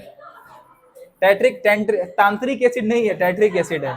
टर्माइन में पाया जाता है, ग्रेप्स में पाया जाता है, ये सब में हम लोग पीछे पढ़ चुके हैं वैसे ये सब चीज, ठीक है ना। फिर फॉर्मिक एसिड का आयुपैक नेम है मिथानोइक एसिड, याद रखना। जब ये चिटिया जब काटती है तो जब लहरता है तो कौन सा एसिड आता है उसमें? मिथानोइक एसिड या फिर IUPAC, Indian union of pure applied chemistry. हाँ हम इंडियन बोलते हैं, हाँ international union of pure applied chemistry, ठीक है। International union of pure applied chemistry, वही वाला बात है कि कहीं उस केमिकल का कुछ और नाम है, कहीं कुछ और नाम है, तो एक प्रॉपर बना दिया गया है कि पूरे वर्ल्ड में इसका यही नाम रहेगा, वही है international union of pure applied chemistry. Acidic acid क्या है? एसिडिक एसिड का आयुपैक नेम क्या है? हालांकि कार्बन कंपाउंड से पूरा डिटेल में पढ़ेंगे हम लोग कि मिथानोइक एसिड एसिडिक एसिड कैसे बना है, देखो इसका स्ट्रक्चर ये है, हालांकि पढ़ेंगे हम लोग, ठीक है ना। Use in manufacturing of vinegar. फिर बोरिक एसिड, हाँ जो देखो देखो देखो देखो, यूज इन पाउडर, पाउडर में जो यूज होता है ना, ठंडा ठंडा कूल कूल, तो इसमें होता है बोरिक एसिड। बोरिक एसिड होता है, इंपॉर्टेंट है। पाउडर में कौन सा एसिड होता है? Boric acid. ये जितना भी नोट्स आप देख रहे हो बाबू ना, इस सब लाइन में से कभी किसी ना किसी पेपर में क्वेश्चन पूछ दिया है। इस कारण से इसको इतना रिवाइज करना है ना, इतना रिवाइज करना है कि क्वेश्चन छूटे ना, ठीक है। अब तुम लोग अपना अपना डाउट बता दो, क्लियर हो गया सब कुछ? बेस के बारे में पढ़ना है, बताओ एसिड क्या होता है? एसिड सर ऐसा सबस्टांस होता है जो पानी में जाने के बाद H प्लस आयन यानी कि हाइड्रोजन आयन में या फिर रिलीज करता है, वैसे सबस्टांस को हम लोग क्या बोलते हैं बच्चों? एसिड बोलते हैं। क्या बोलते हैं? एसिड बोलते हैं, ठीक है। यहां तक क्लियर है? एसिड 2 टाइप्स के होते हैं, ठीक है ना, ठीक है। तो आज हम लोग को बेस पढ़ना है। अब तुम थोड़ा सा ध्यान से देखना, बेस क्या होता है? बेस ऐसा सबस्टांस होता है जो पानी में जाने के बाद OH निगेटिव आयंस देता है। क्या देता है बच्चों? OH निगेटिव आयंस देता है। ऐसे सबस्टांस को हम लोग बेस बोलते हैं। बताओ बेस क्या होता है? Those substance which gives OH negative ions in water is known as, got it? Base क्या होता है? वैसा सबस्टांस जो पानी में जाने के बाद OH निगेटिव आयंस देता है या फिर टूट जाता है उसमें, वैसे सबस्टांस को हम लोग क्या बोलते हैं? बेस बोलते हैं। बेस क्या होता है बताइए? बेस क्या होता है? वैसा सबस्टांस जो पानी में जाने के बाद OH निगेटिव आयंस हम लोग को देता है या फिर उसमें टूट जाता है, वैसे सबस्टांस को हम लोग क्या बोलते हैं? बेस बोलते हैं। Got it? Got it? अरे हिल गया ना, हिल गया, हाँ बैल कहीं का, ठीक है शांत। तो बताओ बेस क्या होता है? वैसा सबस्टांस जो पानी में जाने के बाद क्या दे, उसको क्या बोलते हैं? और वैसा बेस जो पानी में जाने के बाद घुल जाए उसको हम लोग एल्कली बोलते हैं। एल्कलाई बोल लो, अल्कली बोलो, जो बोलना है बोलो, ठीक है। यानी कि वैसा सबस्टांस, वैसा बेस जो पानी में घुल जाता हो, वैसा बेस जो पानी में घुल जाता हो, ऐसे बेस को हम लोग क्या बोलते हैं? अल्कलीज बोलते हैं। पैर हिलना बंद कर, क्या बोलते हैं इसको हम लोग? अल्कलीज बोलते हैं। Got it? बताओ अल्कलीज क्या होता है? वैसा बेस जो पानी में जाने के बाद घुल जाए, उसमें डिसॉल्व हो जाए, वैसे बेस को हम लोग क्या बोलते हैं? अल्कली या फिर अल्कलाई बोलते हैं। देखो बेस क्या होता है? दो सबस्टांस विच गिव्स क्या? OH negative ions in water are known as base. जैसे फॉर एग्जांपल यहां पे NaOH है, जैसे ही इसको हम लोग पानी यानी कि वाटर में डाले तो ये Na प्लस और OH माइनस में टूट गया, तो यानी कि ये क्या है सर? तो ये एक तरीके का बेस है। सोडियम, क्या है इसका नाम? सोडियम हाइड्रोक्साइड, ठीक है। तो बताना अल्कली क्या है? वैसा बेस जो पानी में जाने के बाद उसको क्या बोलते हैं? क्या all alkalis are base? Yes और नो? क्या all bases are alkali? No. All, अब ये स्टेटमेंट आ रखा है पेपर में कि क्या सारे के सारे अल्कली बेस हैं? यस। लेकिन क्या सारे के सारे बेस अल्कली हैं? नहीं। जरूरी नहीं है कि सारा का सारा बेस जो है पानी में डिसॉल्व हो जाए, लेकिन जो डिसॉल्व होगा वो पक्का बेस होगा, और उसका नाम क्या होगा? उसका नाम होगा अल्कली। बहुत फास्ट बोला जा रहा है क्या? रिटेन कर पा रहे हो ना? चलो चलो बताओ मेरे साथ, बताओ पानी में घुलने वाले बेस का नाम? क्या सारा अल्कली बेस है? Very nice. अब हम लोग को पता है सर कि अगर बेस जो है डाइल्यूटेड फॉर्म में होगा, इसका मतलब उसका जो OH निगेटिव कॉन्सेंट्रेशन है वो कम होगा, ठीक है। जो बेस है, डाइल्यूटेड बेस के अंदर OH निगेटिव का कॉन्सेंट्रेशन कम होगा। डाइल्यूटेड, इधर बैठो, तुम दोनों इधर बैठ दो।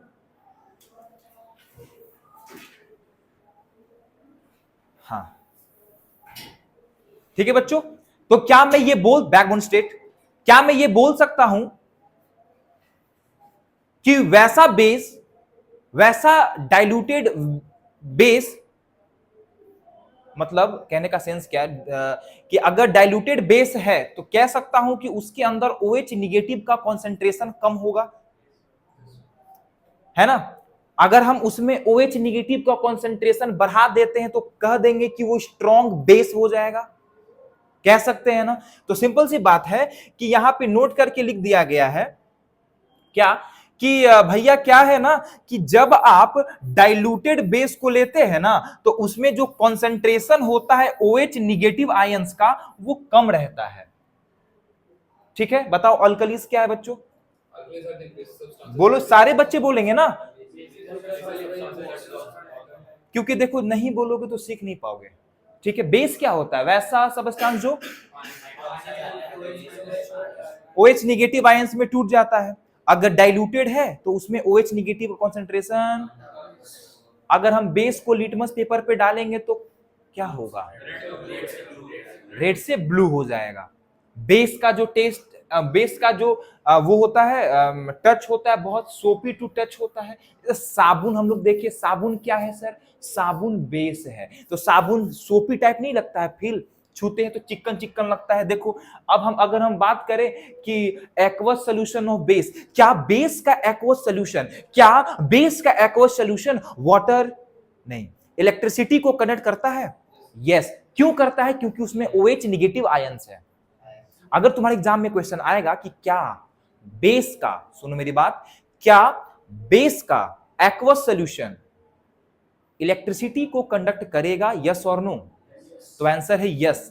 क्यों? क्योंकि बेस के एक्वस सोल्यूशन में OH निगेटिव आयंस होता है, और जिस भी वाटर में आयंस होता है water is a good conductor of electricity. Are you getting my point guys? ठीक है। उसके बाद अगर हम बात करें इसका टेस्ट कैसा होता है, बिटर यानी कड़वा होता है टेस्ट। अब यहां पे ध्यान दो, जब हम लोग एसिड को बेस के साथ मिलाते हैं तो सॉल्ट बन जाता है H2 और हीट निकलता है, और इस रिएक्शन को हम लोग न्यूट्रलाइजेशन रिएक्शन भी कहते हैं। बचपन से पढ़ते आ रहे हैं बेसिकली कि अगर एसिड और बेस को हम लोग मिला देते हैं तो बच्चों क्या बनता है? बोलो मेरे साथ, सॉल्ट प्लस H2O बनता है, ठीक है। अब आगे देखो, अगर हम बात करें बेस को नॉन मेटेलिक ऑक्साइड जैसे CO2, जैसे SO2, जब इसके साथ रिएक्ट करवाते हैं, सुनो मेरी बात, जब बेस को नॉन मेटेलिक ऑक्साइड के साथ रिएक्ट करवाते हैं तब भी सॉल्ट ही बनता है क्या?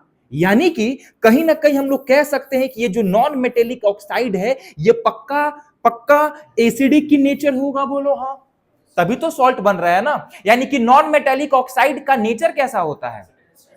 अगर हम बात करें CO2 का नेचर कैसा होता है, अगर हम बात करें SO2 का नेचर कैसा होता है, तभी तो सॉल्ट बन रहा है ना, तभी सॉल्ट बन रहा है। तो नॉन मेटेलिक ऑक्साइड का नेचर एसिडिक होता है। एग्जाम्पल में CO2, ये क्वेश्चन सैंपल पेपर में बहुत बार पूछता है कि CO2 का नेचर कैसा होता है, तो CO2 का नेचर एसिडिक होता है।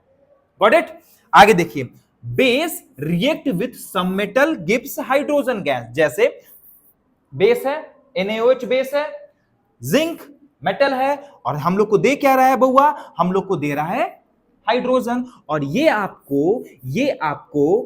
आपके एग्जाम के लिए बहुत इंपॉर्टेंट है, इसको बिल्कुल फिंगर टिप पे कर लेना है कि सोडियम जिंकेट का फॉर्मूला होता है Na2ZnO2। सोडियम जिंकेट का फॉर्मूला क्या होता है? Na2ZnO2। बोलो मेरे साथ, क्या होता है? Na2Zn। इसका नाम क्या है? क्या नाम है? सोडियम मतलब Na2, जिंकेट मतलब ZnO2।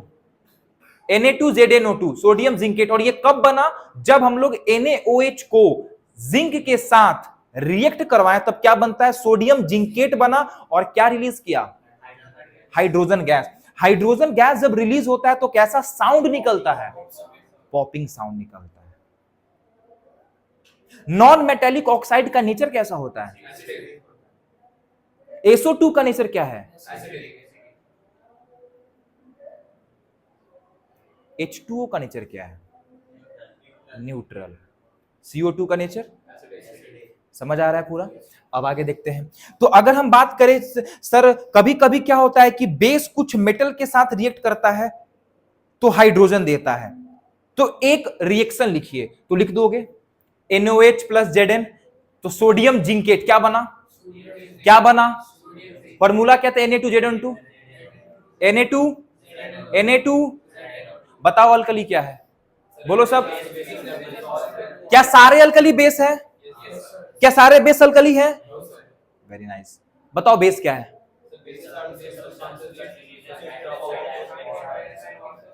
यानी कि सब पानी में जाने के बाद अगर OH निगेटिव आयंस दे देता है तो वैसे सब्सटेंस क्या बोलेंगे? Got it? क्या एक्वस सॉल्यूशन बेस का इलेक्ट्रिसिटी कंडक्ट करता है? क्यों करता है?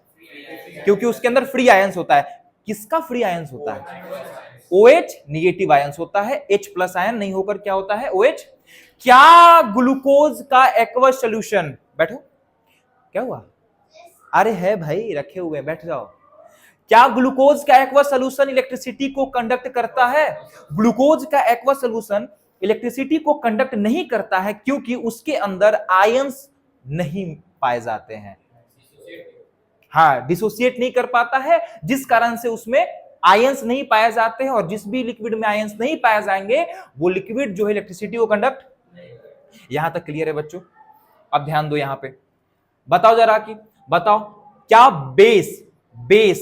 क्या बेस जो है सॉवर इन टेस्ट होता है? कैसा होता है टेस्ट में? बिटर होता है। क्या बेस ब्लू से रेड करता है लिटमस को? नहीं, उल्टा करता है, रेड से ब्लू करता है। क्या बेस हार्ड टू टच होता है? नहीं, कैसा होता है? सोपी टू टच होता है। Got it? आगे देखिए, बेसिस भी कोरेसिव होते हैं, बिल्कुल होते हैं, 100% होते हैं। क्यों नहीं होते? जरूर होते हैं।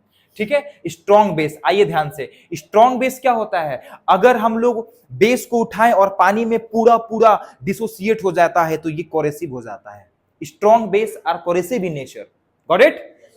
तो those bases which are dissociated completely into OH negative ions in water are known as strong base, जैसे NaOH और KOH। तो यहाँ पे एक फॉर्मूला लिखा हुआ है कि भैया जैसे कि है पानी में डालते हैं तो OH नेगेटिव में टूट जाता है। अगर हम बात करें वीक बेस के बारे में, वैसा बेस जो पानी में जाने के बाद कंप्लीटली नहीं हो पाता है, पार्शियली होता है, वैसे बेस को हम लोग क्या बोलते हैं बच्चों?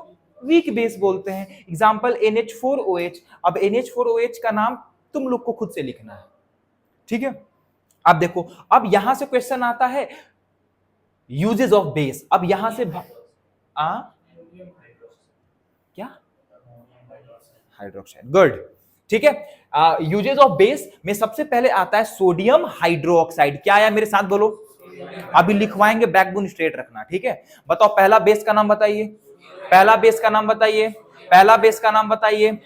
फॉर्मूला क्या है, NaOH। NaOH सोडियम हाइड्रोक्साइड दो जगह यूज होता है according to class 10th, hard soap में और पेपर इंडस्ट्री में। कहां का यूज होगा, हार्ड सोप और पेपर इंडस्ट्री। हार्ड सोप और क्या यूज हुआ, सोडियम हाइड्रोक्साइड। केमिकल फार्मूला क्या है, NaOH। फिर आता है milk of magnesia. Milk of magnesia, milk of magnesia देखो क्या है, MgOH का होल ट्वाइस। ये यूज एज एंटासिड और इनो। जब पेट में एसिडिटी बढ़ जाता है तो ऊपर से हम लोग क्या इनो डाल देते हैं। तो इनो जैसे ही डालते हैं तो इनो में होता क्या है, मिल्क ऑफ मैग्नीशिया होता है, जो कि पेट में जो एसिड का मात्रा बढ़ गया है उसको न्यूट्रलाइज कर देता है और हम लोग को राहत का ढका आता है, ठीक है। तो मिल्क ऑफ मैग्नीशिया का फॉर्मूला बताइए, एमजी कहां कहां यूज हुआ, इनो और use as antacid, same to same चीज है, यूज एज एंटासिड और डन। उसके बाद आता है कैल्शियम ऑक्साइड, लाइम या फिर क्विक लाइम। चैप्टर 1 में ये हम लोग पढ़ चुके हैं ना बच्चों, चैप्टर 1 में केमिकल रिएक्शन एंड इक्वेशन में बच्चों हम लोग डिस्कस कर चुके हैं इसके बारे में, थोड़ा सा ध्यान देना।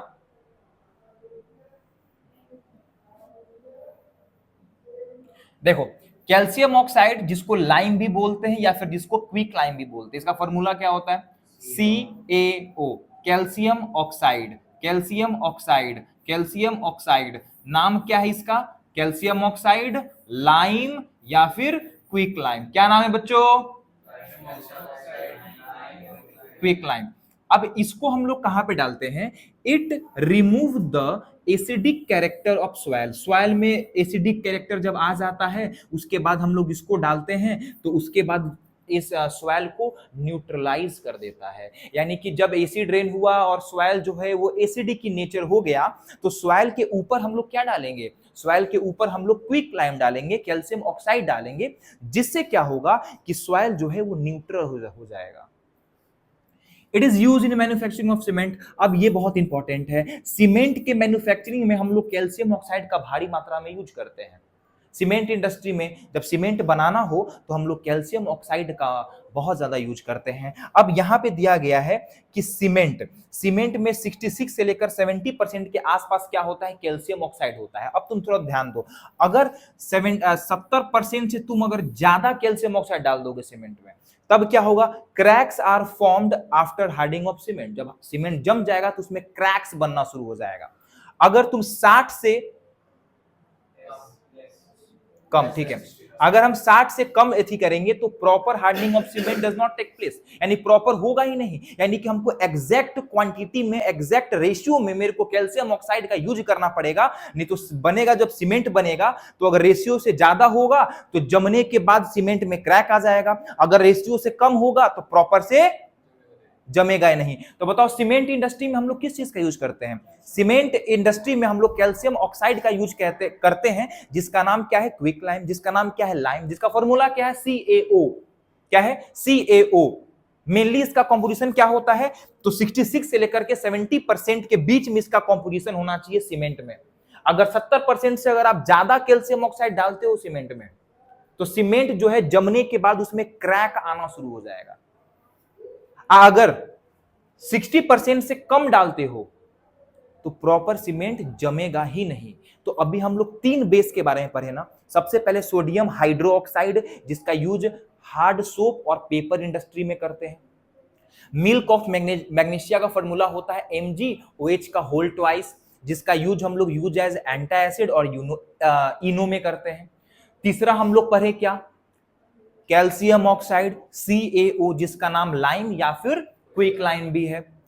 हाँ क्या क्या तो क्या लगता है बच्चा, ये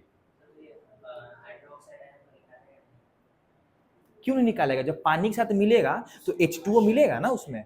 हाँ, ठीक है। तो फिर इसका यूज हम लोग किस में करते हैं? सॉइल में करते हैं, न्यूट्रल करने के लिए, और सीमेंट बनाने में करते हैं। गॉट इट बच्चों? आगे आते हैं अब हम लोग आगे आ जाते हैं। अब हम लोग को पढ़ना है कैल्शियम हाइड्रोक्साइड के बारे में। अब हम लोग को क्या पढ़ना है बच्चों? कैल्शियम हाइड्रोक्साइड के बारे में। बताओ जरा अल्कली, शांत बताओ जरा, अल्कली क्या होता है? हाँ, अभी जो भी डाउट है बच्चों अपने मन में रखिएगा, ठीक है? इसको थोड़ा कंप्लीट करवा लेते हैं, फिर हम लोग डिस्कस करेंगे डाउट्स को, ठीक है? आइए, चलो बताइए जरा सा, अल्कलीस क्या होता है? अल्कलीस क्या होता है? Water soluble base are known as alkalis. क्या नॉन मेटेलिक ऑक्साइड एसिडिक होता है नेचर का? बेस नहीं होता है ना? पक्का ना? CO2 कैसा नेचर का होता है? हाँ, अब देखो कैल्शियम हाइड्रोक्साइड, अल्टरनेट नेम क्या है इसका?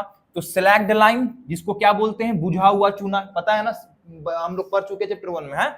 लाइम वाटर या फिर चूने का पानी कहते हैं। फॉर्मूला होता है CaOH का होल ट्वाइस। इसका यूज करते हैं हम लोग व्हाइट वॉशिंग में। ये सब डिस्कस हम लोग बेसिकली कर चुके हैं। After white washing brightness come later due to the formation of calcium carbonate. और यहां पे आ जाता है बहुत इंपॉर्टेंट, कहने का मतलब क्या है कि डिजिटल बोर्ड को हम पोत दिए किससे? तो पोत दिए हम किससे? कैल्शियम हाइड्रोक्साइड से पोत दिए। लेकिन क्या इमीडिएट इफेक्ट में उसमें शाइनिंग आएगा? नहीं, उसमें इमीडिएट इफेक्ट में शाइनिंग नहीं आएगा। कुछ समय के बाद, कुछ घंटे के बाद शाइनिंग आएगा। क्यों? जब ये कैल्शियम हाइड्रोक्साइड CO2 के साथ रिएक्ट करता है तो क्या बनाता है बच्चों? CaCO3, जिसका नाम क्या है? Calcium carbonate. और जो शाइनिंग आ रहा है वो कैल्शियम हाइड्रोक्साइड की वजह से नहीं, बल्कि कैल्शियम कार्बोनेट की वजह से आ रहा है। यानी कि जब व्हाइट वॉशिंग करते हैं तो जो बाद में 1 दिन के बाद, 8 घंटे के बाद, 5 घंटे के बाद जो शाइनिंग दिखता है हम लोग को, क्यों दिखता है? क्योंकि उसके ऊपर किस चीज का फॉर्मेशन हो रखा होता है? कैल्शियम कार्बोनेट का। और कैल्शियम कार्बोनेट का फॉर्मूला क्या है? कहां गया? CaCO।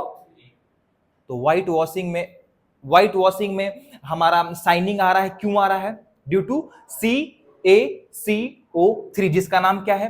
Calcium carbonate. तो after white washing brightness comes later due to the formation of calcium carbonate. समझ में आया बच्चों?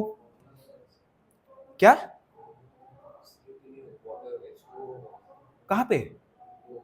अच्छा, यहां पे ना? हाँ हाँ हाँ हाँ हाँ, ठीक है बच्चों, ठीक है। यहाँ पे क्या होगा? यहाँ पे क्या होगा? यहाँ पे H2 होगा। यहाँ पे एडिट कर लेना, यहाँ पे H2 होगा। ठीक है, वेरी गुड, ठीक है ना? समझ में आ गया? अब थोड़ा ध्यान दो यहाँ पे, थोड़ा सा ध्यान दो यहाँ पे। तो बताओ, यहाँ तक किसी को दिक्कत है क्या? सुनो मेरी बात।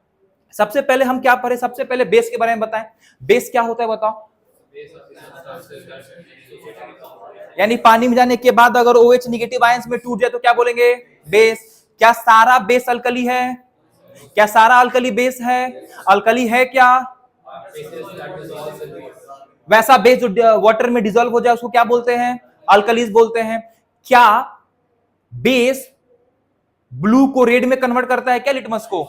अच्छा, लिटमस किस प्लांट से बना हुआ है? अच्छा, लिटमस सिर्फ पेपर में होता है क्या? किस में होता है? सोल्यूशन में भी होता है। लिटमस का कलर ब्लू है क्या? कैसा है? न्यूट्रल कलर कैसा होता है? पर्पल होता है। Very nice. अच्छा, जो लिटमस निकला था वो कौन से ग्रुप के प्लांट से निकला था? हालांकि एग्जाम में आएगा नहीं, ये नहीं आएगा एग्जाम में, क्योंकि हम लोग पढ़ चुके हैं तो डिस्कस कर लिए। दूसरी बात, अगर हम बात करें क्या बेस हार्ड टू टच होता है? सोपी टू टच। क्या सोवर इन टेस्ट होता है? बिटर इन टेस्ट होता है। क्या कोरेसिव हो सकता है बेस? कौन सा बेस होगा? और स्ट्रॉन्ग बेस होता क्या है? जब कंप्लीटली OH आयंस में टूट जाता है तो हम लोग क्या बोलते हैं? वो स्ट्रॉन्ग बेस है। एग्जांपल? हाई हो, हाँ कह सकते हैं। तो NaOH मतलब सोडियम। अच्छा, सोडियम हाइड्रोक्साइड का कहां पे यूज करते हैं हम लोग? Hard soap and paper industry. आज जब हमारे पेट में एसिडिटी होता है तब किस चीज का यूज करते हैं? एंटा एसिड, यानी कि मिल्क ऑफ। इनो में भी क्या होता है? मिल्क ऑफ मैग्नीशिया का फॉर्मूला क्या है? MgOH का।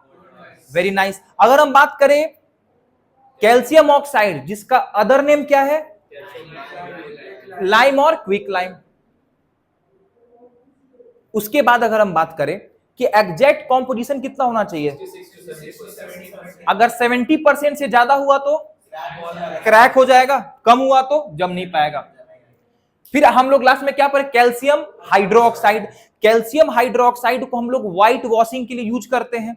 और जब व्हाइट वॉशिंग के लिए यूज करते हैं तो क्या दीवार पे पोता मारने के बाद तुरंत उस पे साइन आ जाता है? नहीं, कुछ घंटे के बाद आता है। वो घंटा में क्या हो रहा होता है, वो CO2 के साथ रिएक्ट कर रहा होता है, और जब रिएक्ट हो जाता है तब वो कैल्शियम कार्बोनेट का फॉर्मेशन हो जाता है दीवार पे, और कैल्शियम कार्बोनेट जो है वो शाइनिंग देता है दीवार पे। सिलेक्ट लाइम, क्या सिलेक्ट लाइम? अरे वही ना होता है कैल्शियम हाइड्रोक्साइड, नहीं देखिए क्या पीछे, देखो जरा सा, slaked lime, lime water, calcium hydroxide, exam में आता है ये। ठीक है, यहां तक समझ में आ गया? नोटबुक निकालिए और इसको लिखिए पहले, जहां तक पढ़े हो। आ जाओ, अब हम लोग को पढ़ना है बच्चों क्या, अब हम लोग को पढ़ना है पीएच के बारे में। हम लोग को पढ़ना है पीएच के बारे में। पीएच का फुल फॉर्म होता है पोटेंज ऑफ हाइड्रोजन, कि उसमें कितना ज्यादा हाइड्रोजन है। उतना डीप में नहीं जाना है, तुमको बस ये याद रखो कि पीएच स्केल होता है, उस पे हम लोग ये पता करते हैं कि कौन सा सबस्टांस का कितना ज्यादा एसिडिक नेचर है और कितना ज्यादा बेसिक नेचर है। ठीक है, तो ये स्केल कुछ ऐसा होता है, ध्यान देना। ये पूरा स्केल हो गया, और यहाँ पे होता है 0, और यहाँ पे होता है 14, और बीच में होता है 7, और 7 का कलर होता है ग्रीन। बताओ 7 का कलर कैसा होता है? ग्रीन होता है। और 0 का कलर होता है एक्सट्रीमली डार्क रेड। क्या होता है? डार्क रेड होता है। और इसका शायद होता है डार्क ऑरेंज। ठीक है, ब्लू होता है, हाँ सॉरी, ठीक है, हाँ डार्क ब्लू होता है। ठीक है, अब देखो क्या कह रहा है, अब ये सब पता है तुम लोगों को ना, कि सर 7 के जितना नीचे जाएंगे उतना ही ज्यादा एसिडिक कैरेक्टर स्ट्रांग होगा, 7 के जितना ही ऊपर जाएंगे उतना ही ज्यादा एसिडिक बेसिक कैरेक्टर स्ट्रांग होगा। ठीक है, अगर हम 0 पे आ गए मतलब बहुत ज्यादा कोरेसिव नेचर, बहुत स्ट्रांग एसिड है। अगर हम 14 पे आ जाए इसका मतलब बहुत ज्यादा, उसका भी कोरेसिव नेचर और बहुत भयानक स्ट्रांग बेस है।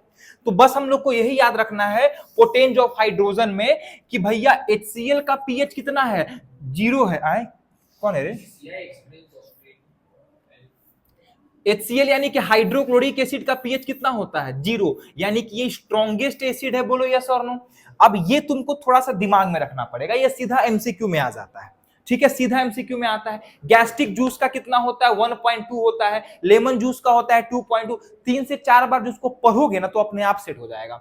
विनेगर का 4 होता है। टूथ डीके कब होगा? जब पीएच 5.5 से, ठीक है, यानी कि 5.5 से अगर कम होता है तब हमारा टूथ में डीके होना शुरू हो जाता है। एसिड रेन जो है 5.6 से या फिर बराबर, जब रेन वाटर का जब इतना पीएच होगा या फिर इससे कम होगा या फिर इसके बराबर होगा तब हम लोग कहेंगे कि एसिड रेन हो रहा है। Saliva before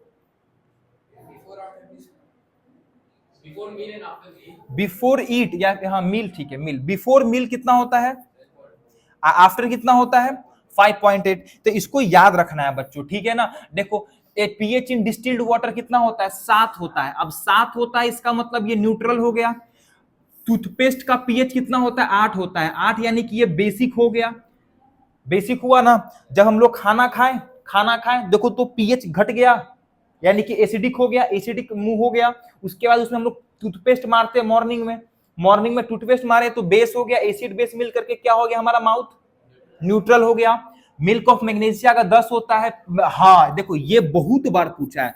pH of blood 7.4, 7 के आसपास, 7 से 8 के बीच में। 8 भी नहीं जाएगा, 7.4 दे दे, 7.6 दे दे, 7.7 दे दे, लेकिन इसको उसी के अप्रोक्स में 8 भी नहीं जाएगा, 7 और 8 के बीच में रहेगा। ठीक। पीएच ऑफ NaOH यानी कि सोडियम हाइड्रोक्साइड कितना है? 14, यानी कि स्ट्रॉन्गेस्ट बेस हो गया ये। इसको 2-3 बार तुम बोल देना, ये याद हो जाएगा। अब हम लोग को हमारे एग्जाम में यहां से भी बहुत भारी मात्रा में क्वेश्चन पूछता है, थोड़ा सा ध्यान दो प्यारे बच्चों। यहां से देखो effect of pH in everyday life. Everyday life में क्या है? हम लोग को पता है सर, हमारे पेट में जब HCl का मात्रा बढ़ जाता है तो अंदर एसिडिटी हो जाता है, जिसको न्यूट्रल करने के लिए ऊपर से हम लोग एंटी एसिड यूज करते हैं, इनो यूज करते हैं। उसके रूप में हम लोग क्या यूज करते हैं? मिल्क ऑफ मैग्नीशिया यूज करते हैं और बेकिंग सोडा या फिर सोडियम हाइड्रोजन कार्बोनेट का यूज करते हैं। इसको याद रखना है बिल्कुल, ठीक है। अगर पेट में एसिडिक की नेचर हो गया, एसिडिटी हो गया, तो हम लोग क्या यूज करेंगे?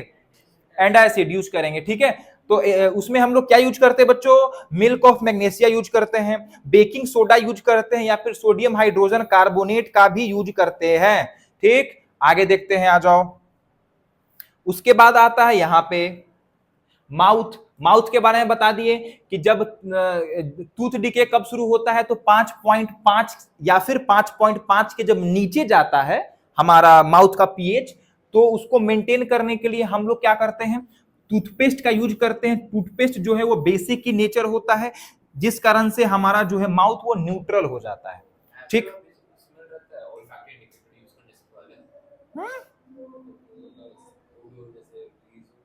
ना, टूथपेस्ट क्या किस नेचर का है, हाँ बेसिक नेचर का है। हम लोग खाना खाए, खाना खाने के बाद माउथ कैसा हो गया हमारा, एसिडिक की नेचर, सलाइवा रिलीज हुआ, एसिडिक की नेचर हो गया।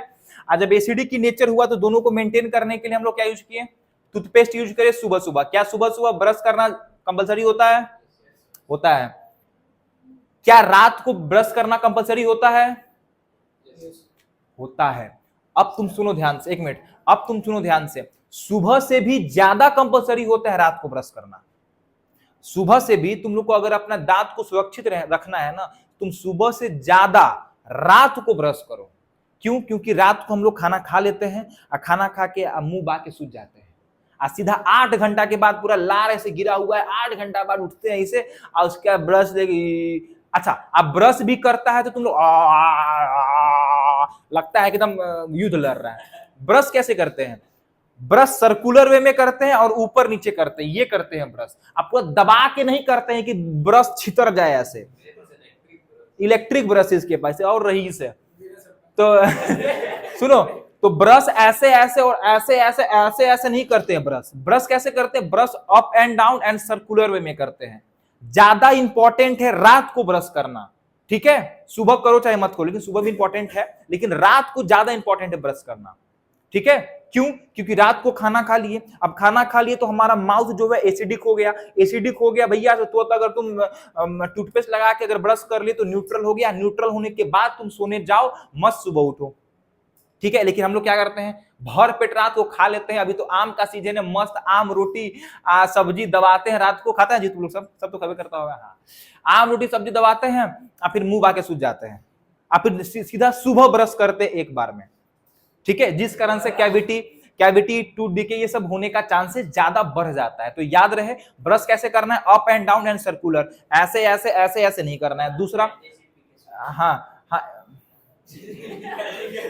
ठीक है, दूसरा क्या है कि सर्कुलर वे में ब्रश करना है और ऊपर नीचे ब्रश करना है। दूसरा क्या है कि रात को ब्रश करना है, ज्यादा इंपॉर्टेंट रात को है, दिन को भी है लेकिन रात को ज्यादा इंपॉर्टेंट है, ठीक है। अब आगे देखो, ग्रोथ इन प्लांट। हम लोग को पता है सर कि एसिड रेन के कारण कभी कभी हो जाता है, हमारा मिट्टी जो है वो एसिडिक की नेचर हो जाता है, जिसको मेंटेन करने के लिए हम लोग को बेस का यूज करना पड़ता है। और बेस के रूप में हम लोग यूज कर सकते हैं कैल्शियम ऑक्साइड, कैल्शियम हाइड्रोक्साइड और कैल्शियम कार्बोनेट, तीनों का यूज कर सकते हैं, याद रखना, ठीक है। बेस के रूप में हम लोग तीनों का यूज कर सकते हैं, calcium oxide, calcium hydroxide, calcium carbonate, तीनों का यूज कर सकते हैं हम लोग, ठीक है। अभी लिखवाएंगे फिर, इस कारण से फोकस, ठीक है ना।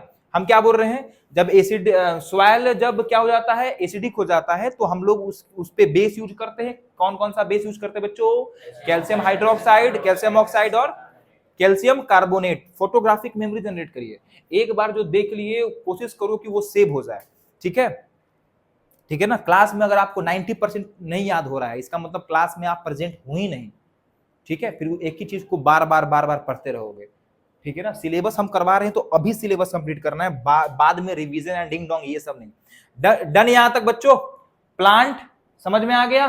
न्यूट्रल सॉइल में ही इसका डेवलपमेंट होता है प्लांट का, ठीक है। उसके बाद देखो एनिमल देखो, एनिमल ये देखो, the survival of aquatic animal, यानी कहने का मतलब क्या है कि जब एसिड रेन होता है तो हमारा जो पानी है, जो हमारा लेक का पानी है, जो हमारा रिवर का पानी है, वो एसिडिक हो जाता है, जिस कारण से उसमें रहने वाले जितने भी एक्वेटिक एनिमल्स होते हैं वो बहुत ज्यादा सफर करते हैं। इसको न्यूट्रल करने के लिए हम लोग इसमें क्या यूज करते हैं, कैल्शियम कार्बोनेट इसमें हम लोग यूज कर सकते हैं। क्या यूज कर सकते हैं, कैल्शियम कार्बोनेट। कब यूज करेंगे, जब तालाब का पानी, रिवर का पानी जब क्या हो जाए, एसिडिक हो जाए, तब हम लोग उसको न्यूट्रल करने के लिए क्या यूज करते हैं, कैल्शियम कार्बोनेट का यूज करते हैं। अब देखो सेल्फ डिफेंस में देखो, किसको मधुमक्खी काटी है, मधुमक्खी काटी है ना, फुला दी होगी काट के, तुम फुला दी होगी ना। हाँ हमको भी काटी, हमको तो यही काट ली थी। हाँ देखो ना क्या मस्त हंसता है, हम बोल दिए यहाँ काटी, पता कैसे काटी थी, हम हेलमेट पहने हुए थे, ठीक है, गाड़ी चला रहे थे, तो हुआ क्या कि इधर से घुस के यहाँ पे डंक मार, अब हम चश्मा पहने ना हेलमेट खोलने में बन रहा है, हम पकड़े हुए उसको यहाँ पे पकड़े हुए, ना हेलमेट खोलने में बन रहा है ना कुछ, फिर चश्मा नहीं थे, हम पकड़ लिए थे ना इसे। अरे बाइक गाड़ी मतलब क्या, ट्रक चलाएंगे हेलमेट पहन के, हाँ मैं निकला वो गड्डी लेके। अब यहाँ पे काट ली मधुमक्खी, तो सुनो मधुमक्खी जब काटती है यानी कि क्या, जब बी बाइट होता है ना, तो याद रखना, सुनो डिफरेंस देखो, जब मधुमक्खी काटेगी तो हमारे बॉडी में एसिड डालती है, क्या डालती है, एसिड डालती है। अगर इसको न्यूट्रल करना है तो हम लोग को क्या यूज करना पड़ेगा, बेस यूज करना पड़ेगा। यानी कि अगर मधुमक्खी काट ली, तुम घरे आके साबुन लगा लो, ले फूल भी नहीं करेगा, न्यूट्रल हो गया, ठीक है, समझ में आ रहा है। लेकिन तो अगर मधुमक्खी काटी और तुम जाके नींबू लगा लिया, तब तो आनंद आ जाएगा। तब देखो एक सच्चा सांप ही सच्चे सांप के बारे में बता सकता है, तू ही बताएगा, अभी रुक जा। तो यहाँ पे मधुमक्खी काट ली, तो लेमन नहीं यूज करना है, क्या यूज करना है, साबुन यूज करना है, ठीक है, क्या यूज करना है, सोडियम बाइकार्बोनेट यूज करना है, ठीक है, साबुन यूज कर लो या फिर सोडियम बाइकार्बोनेट यूज कर लो, ठीक है। अगर हड्डा काट लिया, भिरनी होता है ना पीला कलर का, हड्डा काटा, हाँ हड्डा अगर काट लिया, ललका तो तुम छनछना देता है, मतलब ललका हड्डा होता है, लाल वाला हड्डा मन छनछना देता है एकदम। किसको काटा है, हमको लाल काला दोनों काटा है। Very nice.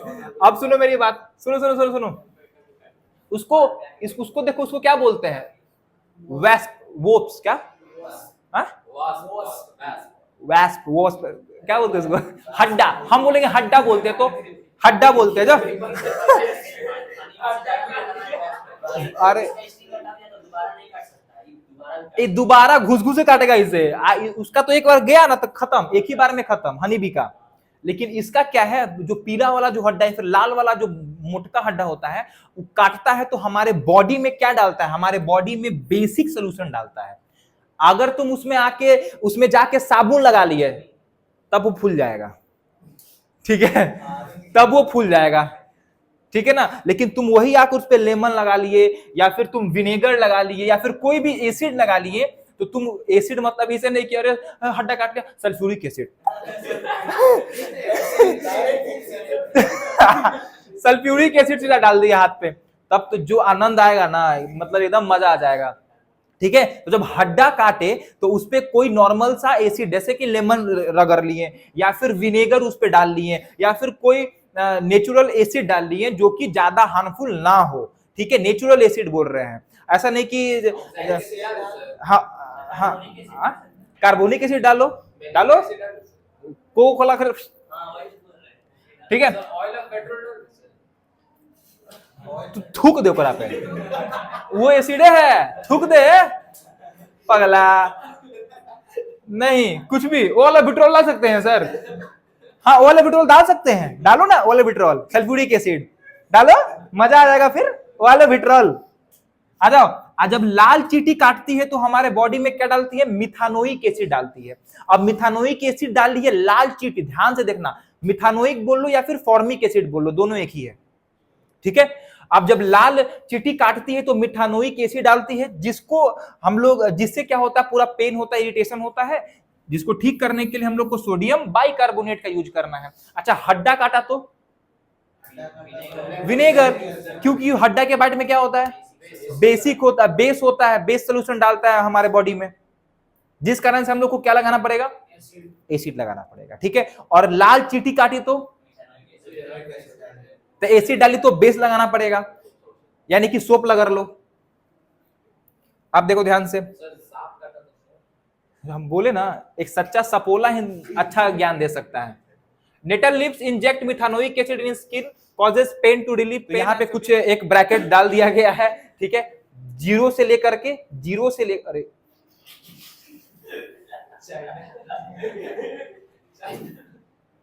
कभी ये जीरो से लेकर के जैसे जैसे हम लोग 7 तक जाते हैं ना, कभी यही हंसी तुम लोग का पता है रोने का कारण बनेगा, ठीक है। 7 तक जाते हैं तो यहाँ पे ग्रीन हो जाता है, ठीक है, और जैसे जैसे हम लोग 14 पे जाते हैं तो ये वॉयलेट हो जाता है। यूनिवर्सल इंडिकेटर क्या होता है? Universal indicator mixture of indicator है, जो कि बताता है कि कोई भी सब्सटेंस एसिड है कि बेस है। और यहाँ पे हमारा बेस टॉपिक भी कवर हो गया बहुत ही अच्छे तरीके से, ठीक है।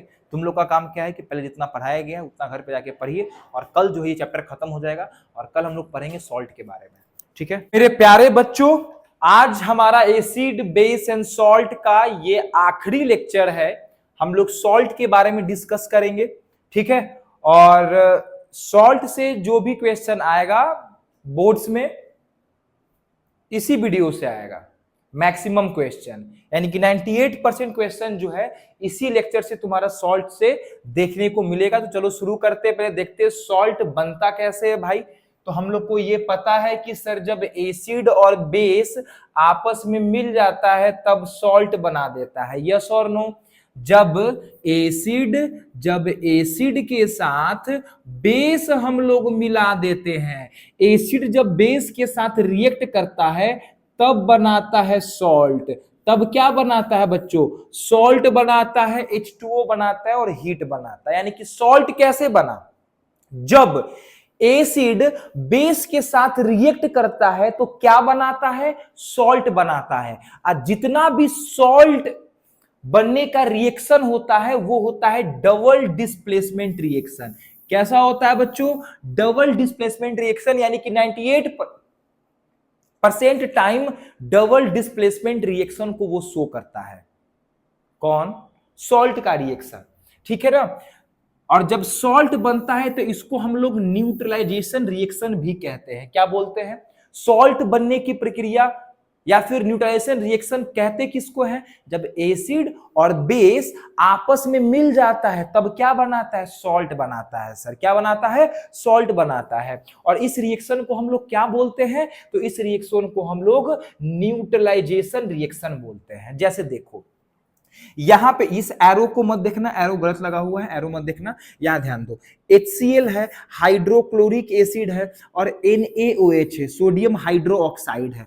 जब इन दोनों का रिएक्शन हुआ तो देखो तो जरा ध्यान से, यहां से ये H और ये H और ये O मिलकर के बना दिया H2O, और Na और Cl मिलकर के बना दिया NaCl। और NaCl हमारा क्या है? सोडियम क्लोराइड हमारा क्या है बच्चों? सॉल्ट है। इसका मतलब सर ये जो रिएक्शन है ये न्यूट्रलाइजेशन रिएक्शन है। जी हां, ये हमारा न्यूट्रलाइजेशन रिएक्शन है, एज वेल एज ये डिस्प्लेसमेंट रिएक्शन को शो कर रहा है। अब थोड़ा सा ध्यान यहां दो बच्चों, अब थोड़ा सा ध्यान यहां दो। अगर हम बात करें टाइप ऑफ एसिड और बेस के कारण, कहने का मतलब क्या है कि सर कितने टाइप्स का बेस बन सकता है, सॉरी कितने टाइप्स का सॉल्ट बन सकता है। ये भी तो हो सकता है ना कि स्ट्रॉन्ग एसिड वीक बेस के साथ रिएक्ट करके सॉल्ट बनाए, या फिर स्ट्रॉन्ग बेस वीक एसिड के साथ मिलकर के सॉल्ट बनाए। तो आखिरकार ऐसा ऐसा कितना सॉल्ट बन सकता है? तो थोड़ा सा ध्यान दो, जैसा कि हम लोग पढ़े थे एसिड के बारे में, बच्चों देखो जरा ध्यान से, एसिड के बारे में हम लोग पढ़े थे। तो एसिड 2 टाइप्स के होता है, एक होता है स्ट्रॉन्ग एसिड और दूसरा होता है बच्चों वीक एसिड, दूसरा होता है weak acid. Same to same अगर इधर लिखे हम लोग बेस के बारे में, बेस के बारे में, तो बेस भी 2 टाइप्स का होता है ना, बेस भी 2 टाइप्स का होता है ना।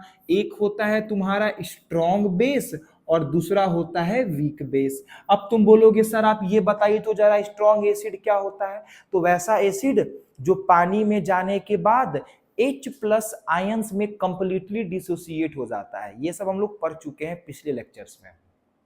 वैसे ही वीक एसिड क्या होता है? वैसा एसिड जो पानी में जाने के बाद H+ आयंस में आधा आधा टूटता है, यानी कि पार्शियली टूटता है बच्चों, उसको वीक एसिड बोलते हैं। तुमको सिखा देंगे पूरा, यहां ध्यान दो। तो हो सकता है ना कि ये वाला जो स्ट्रॉन्ग एसिड है स्ट्रॉन्ग बेस के साथ रिएक्ट करे, यानी कि पहला हम लोग करवा सकते हैं स्ट्रॉन्ग एसिड के साथ स्ट्रॉन्ग बेस का अगर रिएक्शन करवाएंगे तो बताओ तो बताओ तो ये एक बन सकता है सॉल्ट, हाँ सर बन सकता है। फिर ये भी हो सकता है कि स्ट्रॉन्ग एसिड का रिएक्शन वीक बेस के साथ करवाएं, हाँ ये भी हो सकता है, बिल्कुल हो सकता है। तो कह सकते हैं कि स्ट्रॉन्ग एसिड का रिएक्शन वीक बेस के साथ करवाएं तो तब भी सॉल्ट बनेगा, ठीक। अब देखो बच्चा, ये वीक एसिड का रिएक्शन तो हम लोग किससे करवाएंगे, स्ट्रॉन्ग बेस के साथ करवाएंगे। जरा ध्यान दो प्यारे बच्चों, वीक एसिड का रिएक्शन हम लोग स्ट्रॉन्ग बेस के साथ करवाएंगे तब भी सॉल्ट बनेगा। चौथा देखो, वीक एसिड का रिएक्शन वीक बेस के साथ भी तो हो सकता है ना, है ना।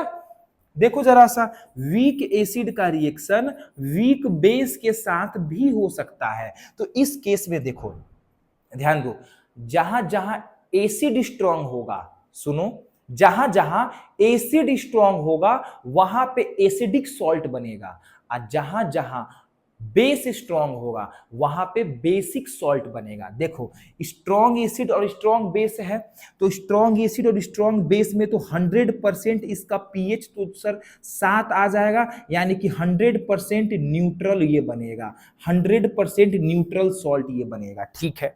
अब यहां पे ध्यान देना, स्ट्रांग एसिड है और वीक बेस है, तो यहाँ पे एसिड स्ट्रांग आ गया ना, एसिड स्ट्रांग आ गया ना, इसका मतलब इसका जो पीएच है वो 7 से क्या होगा, इसका पीएच जो है वो 7 से कम होगा, यानी कि ये जो है सॉल्ट बनेगा एसिडिक। क्या बनेगा बच्चों, एसिडिक सॉल्ट बनेगा, एसिडिक सॉल्ट बनेगा। ये तो बात मान रहे हो ना, ये तो बात मान रहे हो। अब देखो यहाँ पे वीक एसिड है और स्ट्रॉन्ग बेस है, तो बेस अगर स्ट्रॉन्ग है तो सिंपल सी बात है कि इसका पीएच जो है वो ज्यादा होगा सॉल्ट से, और यहाँ पे जो है बेसिक सॉल्ट बनेगा, बेसिक सॉल्ट बनेगा बच्चों, बेसिक सॉल्ट बनेगा। उसके बाद देखो यहाँ पे वीक एसिड और वीक बेस है, तो ये आप लोगों को बताना है यहाँ पे क्या बनेगा, ये आप लोग का होमवर्क है, HW होमवर्क का। समझ में आ रहा है, समझ में आ रहा है ये कैसे कैसे हुआ, बहुत ही आसान है ना। स्ट्रॉन्ग अगर एसिड होगा तो एसिडिक सॉल्ट बनेगा, अगर स्ट्रॉन्ग बेस होगा तो वो बेसिक सॉल्ट बनेगा, ठीक है। अब आगे आते हैं जरा ध्यान दो, अब आगे आते हैं जरा ध्यान दो। अब देखो ये हो गया। अब तुम एक बात बताओ, स्ट्रॉन्ग एसिड कौन कौन सा है, तो हम लोग को पता होता है, तीन का नाम HCl है, H2SO4 है और HNO3 है। HCl मतलब हाइड्रोक्लोरिक एसिड, H2SO4 मतलब सल्फ्यूरिक एसिड, HNO3 मतलब nitric acid. Same to same strong base NaOH और KOH। अब ध्यान देना, तीन एसिड का नाम याद रखो और दो बेस का नाम याद रखो। स्ट्रॉन्ग बेस का नाम दो याद है हम लोग को, स्ट्रॉन्ग एसिड का नाम तीन याद है, ठीक है। अब इस पे क्वेश्चन इस बार आया हुआ है, थोड़ा ध्यान दो। जैसे बोल रहा है कि NaCl, NaCl बताओ कैसे बना होगा, तो देखो तो Na आया होगा NaOH से, जो कि स्ट्रॉन्ग बेस है एक, ठीक है ना। देखो NaOH स्ट्रॉन्ग बेस है एक, आज Cl आया होगा कहां से, तो Cl आया होगा HCl से, जो कि स्ट्रॉन्ग एसिड है। तो देखो तो स्ट्रॉन्ग एसिड और स्ट्रॉन्ग बेस मिलकर के इसका पीएच कितना होगा, 7 होगा ना, यानी कि 100% न्यूट्रल ये हो जाएगा। सेम टू सेम देखो NaHCO3, देखो यहां पे आया हुआ है Na कहां से आया होगा, तो सर NaOH से आया होगा, यानी कि स्ट्रॉन्ग बेस से आया होगा, स्ट्रॉन्ग बेस ये हो गया। उसी तरीके से HCO3, हम क्या बोल रहे हैं कि ये अगर एसिड तीन हम लिखवाए हैं ना, तो तीन एसिड में जहां भी तुमको Cl मिल गया, SO4 मिल गया, NO3 मिल गया, तो तुम आंख बंद करके बोलना कि ये स्ट्रॉन्ग एसिड है। इसके अलावा कुछ भी मिला तो आंख बंद करके बोलना कि ये वीक एसिड है। Same to same strong base में अगर तुमको Na मिल गया, अगर तुमको K मिल गया, अगर ये सब मिलता है तो आंख बंद करके बोलना है कि स्ट्रॉन्ग बेस है, अदरवाइज वीक बेस है। देखो HCO3 कहीं भी इसमें हम बताए हैं कि स्ट्रॉन्ग एसिड है, नहीं, तो यहाँ यानी कि ये जो है कैसा होगा, वीक एसिड होगा। तो बताओ तो जब बेस स्ट्रॉन्ग होता है तब क्या होता है, तब जो है इसका पीएच जो है वो 7 से ज्यादा होता है, यानी कि बेसिक सॉल्ट बनाता है। ये क्या होगा, बेसिक सॉल्ट होगा। उसी तरीके से यहाँ पे और भी एग्जांपल्स दिया हुआ है, जैसे NH4 का होल ट्वाइस। अब ये देखो SO4 तो दिख गया, H2SO4 से आया है सर, यानी कि स्ट्रॉन्ग एसिड होगा, ठीक है। लेकिन NH4 का होल ट्वाइस ये वीक बेस है, तो इसका पीएच जो है वो 7 से क्या होगा, इसका पीएच जो है वो 7 से कम होगा। यहाँ पे यानी कि यहाँ पे जो सॉल्ट बनेगा बच्चों, वो कैसा बनेगा, वो कैसा बनेगा, एसिडिक सॉल्ट बनेगा। सेम टू सेम ये 3 लिखा हुआ है, खुद से समझ लेना, समझना तो पड़ेगा ही। जैसे देखो ध्यान से, यहाँ पे देखो Na कहां से आया होगा, NaOH से आया होगा, लेकिन CH3COO ये कहीं भी हम ये बताए हैं कि स्ट्रॉन्ग एसिड है, नहीं। तो ये वीक एसिड और स्ट्रॉन्ग बेस से बना हुआ है। सेम टू सेम ये चीज दिया हुआ है यहाँ पे, ठीक है ना। कहने का मतलब क्या है कि अगर तुमको ये दिखेगा तो स्ट्रॉन्ग एसिड और स्ट्रॉन्ग बेस बोलेंगे, अदरवाइज वीक एसिड और वीक बेस बोलेंगे। अब यही तक हमारा कॉन्सेप्ट था। अब चीजें आगे आ रहा है, अलग अलग बेस के बारे में हम लोग को, अलग अलग सॉल्ट बेस के बारे में हम लोग को देखना है। अब ध्यान दो थोड़ा सा। जैसे हम लोग को सबसे पहले सीखना है कि बताइए जरा NaCl कैसे बनता है, यानी कि सोडियम क्लोराइड कैसे बनता है। तो यहां पे ध्यान दो, जब हम लोग HCl के साथ रिएक्ट करवाते हैं NaOH को, HCl के साथ रिएक्ट करवा दिए NaOH को, तो क्या बन गया, NaCl बन गया और H2O बन गया। ये लैब में हम लोग इस तरीके से बना सकते हैं सोडियम क्लोराइड। नेचुरली भी बनता है सी वाटर को क्या करने से, इवापोरेट करने से। Sodium chloride is obtain from sea water by the process of evaporation. Sodium chloride ऐसे ही मिलता है। अब बात एग्जाम में तुम्हारे क्या आएगा कि बताओ जरा कि सोडियम क्लोराइड, बताओ जरा सोडियम क्लोराइड का हम लोग यूज कहां कहां करते हैं। तो सबसे पहला यूज करते हैं, जो सड़क पे जो आइस बिछा रहता है ना ठंड के दिन में, उसको पिघलाने के लिए हम लोग क्या करते हैं, सोडियम क्लोराइड का यूज करते हैं। उसके बाद एज अ प्रिजर्वेटिव, प्रिजर्वेशन के लिए, पिकल्स को, मीट को प्रिजर्व करने के लिए हम लोग सोडियम क्लोराइड का यूज करते हैं। उसके बाद washing soda, baking soda, caustic soda बनाने के लिए, इसको याद रखना है। Washing soda, baking soda, caustic soda बनाने के लिए भी हम लोग जो है सोडियम क्लोराइड का यूज करते हैं। बताओ सोडियम क्लोराइड का फॉर्मूला क्या है। तो सर सोडियम क्लोराइड का फॉर्मूला है NaCl, ठीक है ना। बताओ सोडियम क्लोराइड जो है कहां कहां यूज होता है।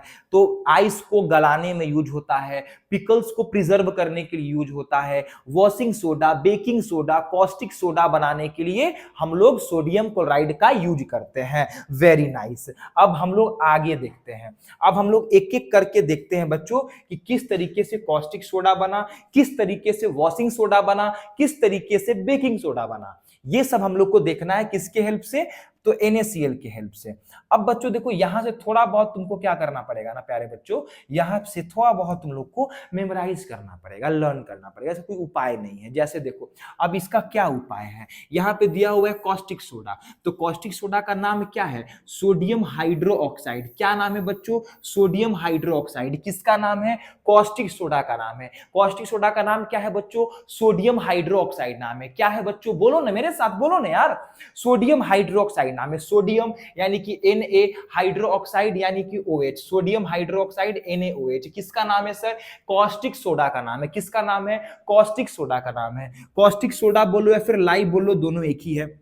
अब ये जो कॉस्टिक सोडा होता है प्यारे बच्चों, ये जो कॉस्टिक सोडा होता है जिसका नाम क्या है, सोडियम हाइड्रोक्साइड, ये मिलता है by the process of chlor alkali, यानी कि इसको हम लोग बनाते हैं क्लोर एल्कली प्रोसेस से। और ये इंपॉर्टेंट एग्जाम में आता है। बताओ कॉस्टिक सोडा किस प्रोसेस से बनता है, क्लोर एल्कली प्रोसेस से बनता है कॉस्टिक सोडा।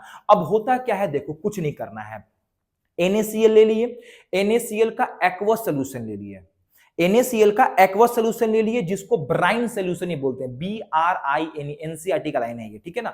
एक्वस NaCl को क्या बोलते हैं हम लोग, ब्राइन सोल्यूशन बोलते हैं। क्या बोलते हैं, ब्राइन सोल्यूशन बोलते हैं। किसको बोलते हैं, एक्वस NaCl को बोलते हैं।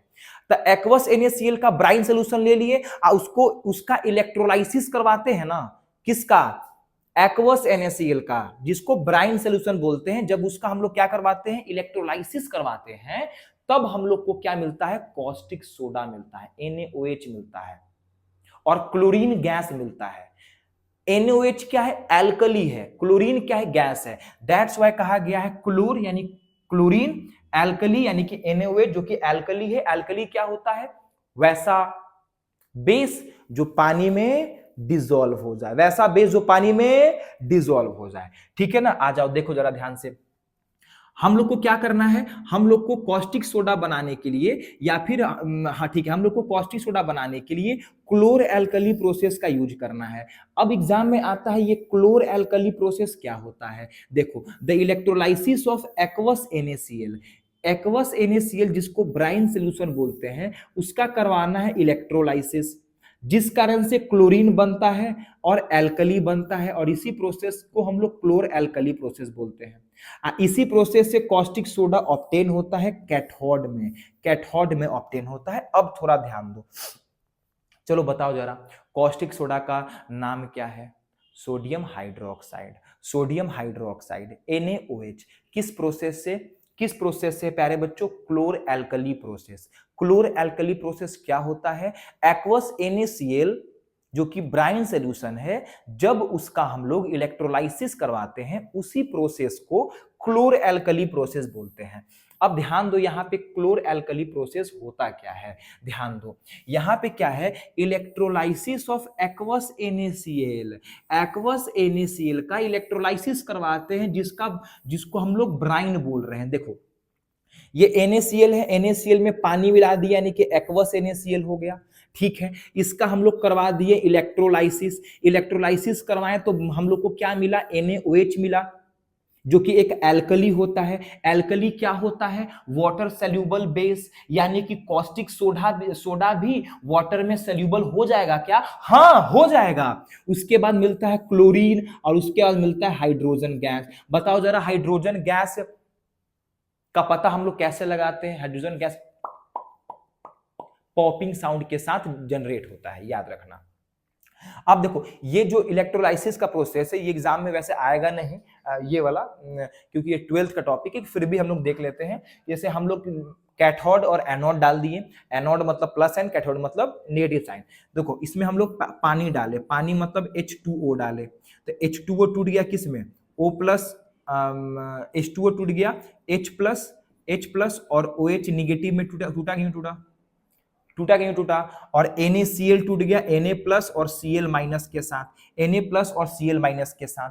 तो बताओ, तो ये पॉजिटिव है ना एनोड, तो पॉजिटिव वाला एनोड किसको खींचेगा? तो निगेटिव को खींचेगा। निगेटिव में क्या है बच्चों? क्लोरीन है। तो यहां से क्वेश्चन ये आता है कि बताओ जरा, कि जब हम लोग इलेक्ट्रोलाइसिस करवाते हैं तो क्लोरीन कौन से इलेक्ट्रोड्स में जमता है? तो एनोड में जम जाता है क्लोरीन। किस में जमता है? एनोड में। किस में जमता है प्यारे बच्चों? एनोड में जमता है। और कैथोड में कौन जम जाता है? तो Na और OH जम जाता है, किसमें? कैथोड में। तो हालांकि इसको बहुत डीप से नहीं पढ़ना है, क्लास 12 टॉपिक है, तो बस तुम ये याद रखना है तुमको कि सर कैथोड में हम लोग को मिलता है NaOH, ठीक है। एनोड में हम लोग को क्या मिलता है? क्लोरीन मिलता है। अब क्योंकि NaOH जो है वाटर सोल्यूबल है और क्लोरीन निकल रहा है, तो हम लोग क्लोर एल्कली प्रोसेस इसको बोल देते हैं। बस तुमको इतना ही याद रखना है, ठीक है ना, इससे ज्यादा तुमको याद नहीं रखना है। अब देखो यहाँ पे, अगर हम बात करें यूजेज ऑफ बेस के बारे में, यूजेज ऑफ NaOH के बारे में, NaOH का यूज देखो, NaOH का यूज देखो, NaOH का यूज होता है साबुन बनाने में, सोप बनाने में कॉस्टिक सोडा का यूज होता है, यानी कि NaOH का यूज होता है कॉस्टिक सोडा बनाने का यूज जो है हम लोग सोप में करते हैं और पेपर इंडस्ट्री में करते हैं NaOH का यूज, NaOH का यूज करते हैं। उसके बाद आता है NaOH का नहीं है, ये वॉशिंग सोडा का प्रॉपर्टी है, ये है बच्चों वॉशिंग सोडा का प्रॉपर्टी है, NaOH का नहीं, इसको काट लेना है यहाँ पे, ठीक है। यहां तक समझ में आ गया। अब हम लोग को सर ये समझ में आ गया कि कॉस्टिक सोडा कैसे बना, NaCl के हेल्प से, ब्राइन सोल्यूशन के हेल्प से कैसे बना। अब हम लोग सेकंड क्या पढ़े थे? Washing soda. फिर हम लोग क्या पढ़े थे? Baking soda. तो आ जाओ देखते हैं वॉशिंग सोडा कैसे बनता है। आ जाओ देखते हैं वॉशिंग सोडा बच्चों कैसे बनता है। आ जाओ देखो, वॉशिंग सोडा का फॉर्मूला यहाँ पे ध्यान दो। देखो, ये लगता तो है कि सर इतना बड़ा रिएक्शन हम लोग कैसे याद करेंगे गुरुजी, लेकिन याद हो जाता है, याद तो करना ही पड़ेगा ना। 2 बार 3 बार 5 बार बोलोगे तो अपने आप याद हो जाएगा। जैसे फॉर एग्जांपल देखो, वॉशिंग सोडा का फॉर्मूला क्या है? Na2CO3.10H2O, यानी कि सोडियम कार्बोनेट डेका हाइड्रेट, पानी को हम लोग किससे करते हैं? हाइड्रेट से। तो बताओ वॉशिंग सोडा का केमिकल नेम क्या है? Sodium carbonate Deka hydrate. Sodium यानी कि Na2, कार्बोनेट यानी कि CO3, डॉट डेका यानी कि 10, और हाइड्रेट का मतलब पानी, वाटर। तो sodium carbonate Deka hydrate, sodium carbonate Deka hydrate, sodium carbonate Deka hydrate किसका नाम है? वॉशिंग सोडा का नाम है। वॉशिंग सोडा का नाम क्या है? Sodium carbonate Deka hydrate. अब हम लोग देखते हैं वॉशिंग सोडा कैसे बनता है। तो सबसे पहले तुमको लेना है NaCl। NaCl में मिला देना है क्या? NH3 यानी अमोनियम मिला देना है। NaCl लेना है, NH3 लेना है, NH3 के बाद H2O मिलाना है और CO2 मिलाना है। जब तुम मिला दोगे तो क्या बनेगा? NaHCO3, सोडियम हाइड्रोजन कार्बोनेट बनेगा। क्या बनेगा? सोडियम हाइड्रोजन कार्बोनेट बनेगा। NaHCO3 और NH4Cl बाहर निकल जाएगा। अब ये जो NaHCO3 सोडियम हाइड्रोजन कार्बोनेट होता है बच्चों, ये पानी में प्रॉपर घुल नहीं पाता है। तो हम लोग क्या करते हैं? उसको पानी से प्रॉपर निकाल लेते हैं। निकालने के बाद इसको करवाते हैं हीट, सोडियम हाइड्रोजन कार्बोनेट, और यही बेकिंग सोडा है। हाँ, यही बेकिंग सोडा है। अब देखो NaHCO3 को निकाल करके इसको हीट किए, जब इसको हीट किए तो ये कन्वर्ट हो गया Na2CO3 में, और CO2 निकला और H2O निकला। फिर Na2CO3 यानी सोडियम कार्बोनेट। अच्छा सर, सोडियम कार्बोनेट और वॉशिंग सोडा बनाने के लिए सोडियम कार्बोनेट डेकाहाइड्रेट, यानी कि अगर सोडियम कार्बोनेट में अगर 10 मॉलिक्यूल्स ऑफ वाटर अगर हम लोग ऐड कर देंगे तो आराम से वॉशिंग सोडा बन जाएगा ना। बिल्कुल सही बोल रहे हो। Na2CO3 प्लस 10H2O मिल गया तो क्या बनाया? वॉशिंग सोडा बनाया। अब बाबू उसको तुमको 2 बार 3 बार 5 बार बोलना ही पड़ेगा, इसका कोई उपाय नहीं है, आपको बोलना ही पड़ेगा। ऐसे ही बोलना है। देखो NaCl लिए, अमोनिया लिए, H2O लिए, CO2 लिए, क्या बना? NaHCO3 सोडियम हाइड्रोजन कार्बोनेट बना। और क्या बना? NH4Cl अमोनियम क्लोराइड बना। लेकिन NaHCO3 जो कि क्या है बच्चों? जो कि क्या है? बेकिंग सोडा या फिर बोल लो सोडियम हाइड्रोजन कार्बोनेट है, वो पानी में पूरा घुल नहीं पाता है। तो उसको निकाल करके उसको हीट कर देते हैं। जब उसको हीट करते हैं तो पानी अलग हो जाता है, CO2 अलग हो जाता है, और बचता क्या है हमारे पास? Na2CO3। जब Na2CO3 में 10 molecules of hydrogen 10 molecules of water को ऐड कर देते हैं, तब हमारा बनता है वॉशिंग सोडा, यानी कि Na2CO3 डॉट 10H2O बनता है। अगर हम बात करें इसका यूजेज का, तो इसका यूज हम लोग किस में करते हैं? तो सिंपल सी बात है, वॉशिंग में करते हैं। सबसे पहला यूज किस में करते हैं? वॉशिंग में करते हैं। और दूसरा, वाटर का जो परमानेंट हार्डनेस होता है उसको हटाने के लिए भी हम लोग वॉशिंग सोडा का यूज करते हैं। इसको हम याद रखना है, ठीक है ना। It remove the permanent hardness of water और इट यूज इन वॉशिंग में भी यूज करते हैं। अगर प्रॉपर्टीज ऑफ वॉशिंग सोडा देखें हम लोग, तो it is a transparent crystalline solid, it is soluble in water. Simple सी बात है, बेस है तो रेड लिटमस को ब्लू में कन्वर्ट करेगा। प्रॉपर्टीज याद रहेगा ना, प्रॉपर्टीज याद रहेगा और वॉशिंग सोडा का यूजेस याद रहेगा। अब देखो ध्यान से, वॉशिंग सोडा भी सीख लिए सर। अब हम लोग को सीखना है क्या? Baking soda. कॉस्टिक सोडा हो गया NaOH, वॉशिंग सोडा हो गया Na2CO3.10H2O। अब हम लोग को पढ़ना है बेकिंग सोडा। तो बेकिंग सोडा तो ऊपर ही हम लोग को मिल गया था, ये थोड़ा सा गलत लिखा है, 1 मिनट।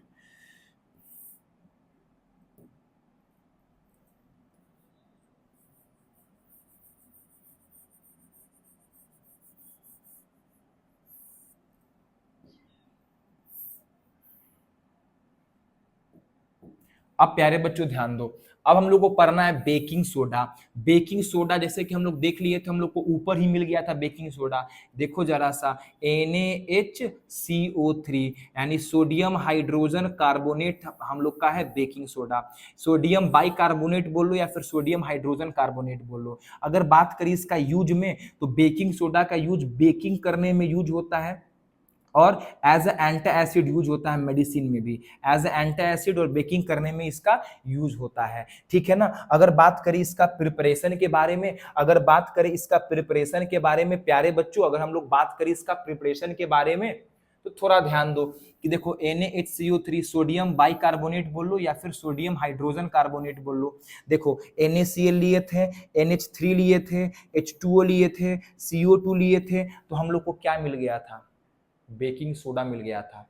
यानी कि वॉशिंग सोडा बनाते बनाते तुम बेकिंग सोडा बना सकते हो, निकाल सकते हो वहां से, ठीक है ना। फिर इसी का क्या करवाए थे? इसी का हम लोग बताओ क्या करवाए थे? हीटिंग प्रोसेस करवाए थे। इसके बाद क्या करवाए थे, 10 मॉलिक्यूल्स ऑफ वाटर को ऐड किए थे, तो ये हमारा बेकिंग सोडा बन गया। ये हमारा क्या बन गया बच्चों, NaHCO3 बन गया, जो कि प्रॉपर पानी में घुलता नहीं है, प्रॉपर पानी में घुलता नहीं है, और ये रेड लिटमस को ब्लू में कन्वर्ट करता है, और इसको हीट करते हैं तो सोडियम कार्बोनेट मिलता है, सोडियम कार्बोनेट मिलता है बच्चों। Very nice, very nice, very nice. अगर इसका हम यूज के बारे में बात करें, sodium carbonate, sodium hydrogen carbonate के यूज के बारे में बात करें, तो इसको भी as a anti acid use करते हैं, इसको फायर एक्सटिंग्विशर में भी यूज करते हैं, और बेकिंग पाउडर बनाने के लिए भी इसका यूज करते हैं। बेकिंग सोडा से हम लोग बेकिंग पाउडर बनाते हैं।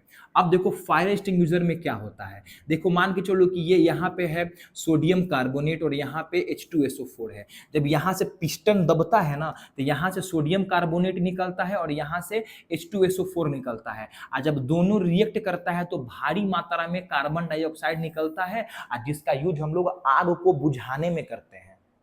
ठीक है, यानी कि baking soda as a anti acid use होता है, फायर एक्सटिंग्विशर में भी हम लोग यूज करते हैं प्यारे बच्चों, और बेकिंग पाउडर बनाने में भी यूज करते हैं। तो बेकिंग पाउडर कैसे बना, देखो बेकिंग सोडा ले लो, यानी कि NaHCO3 ले लो, और उसमें कोई भी खाने वाला एसिड मिला दो।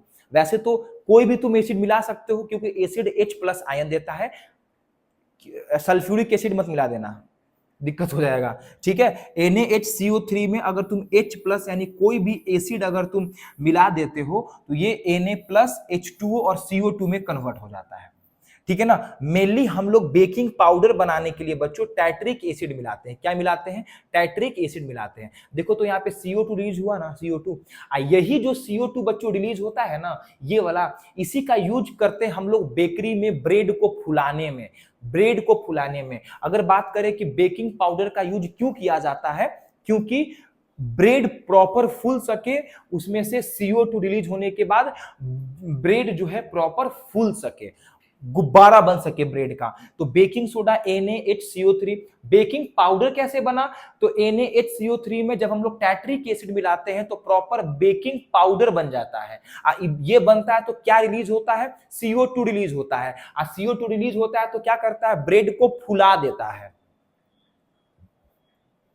अब दो चीज यहां पे ध्यान दो, बस खत्म ही खत्म है।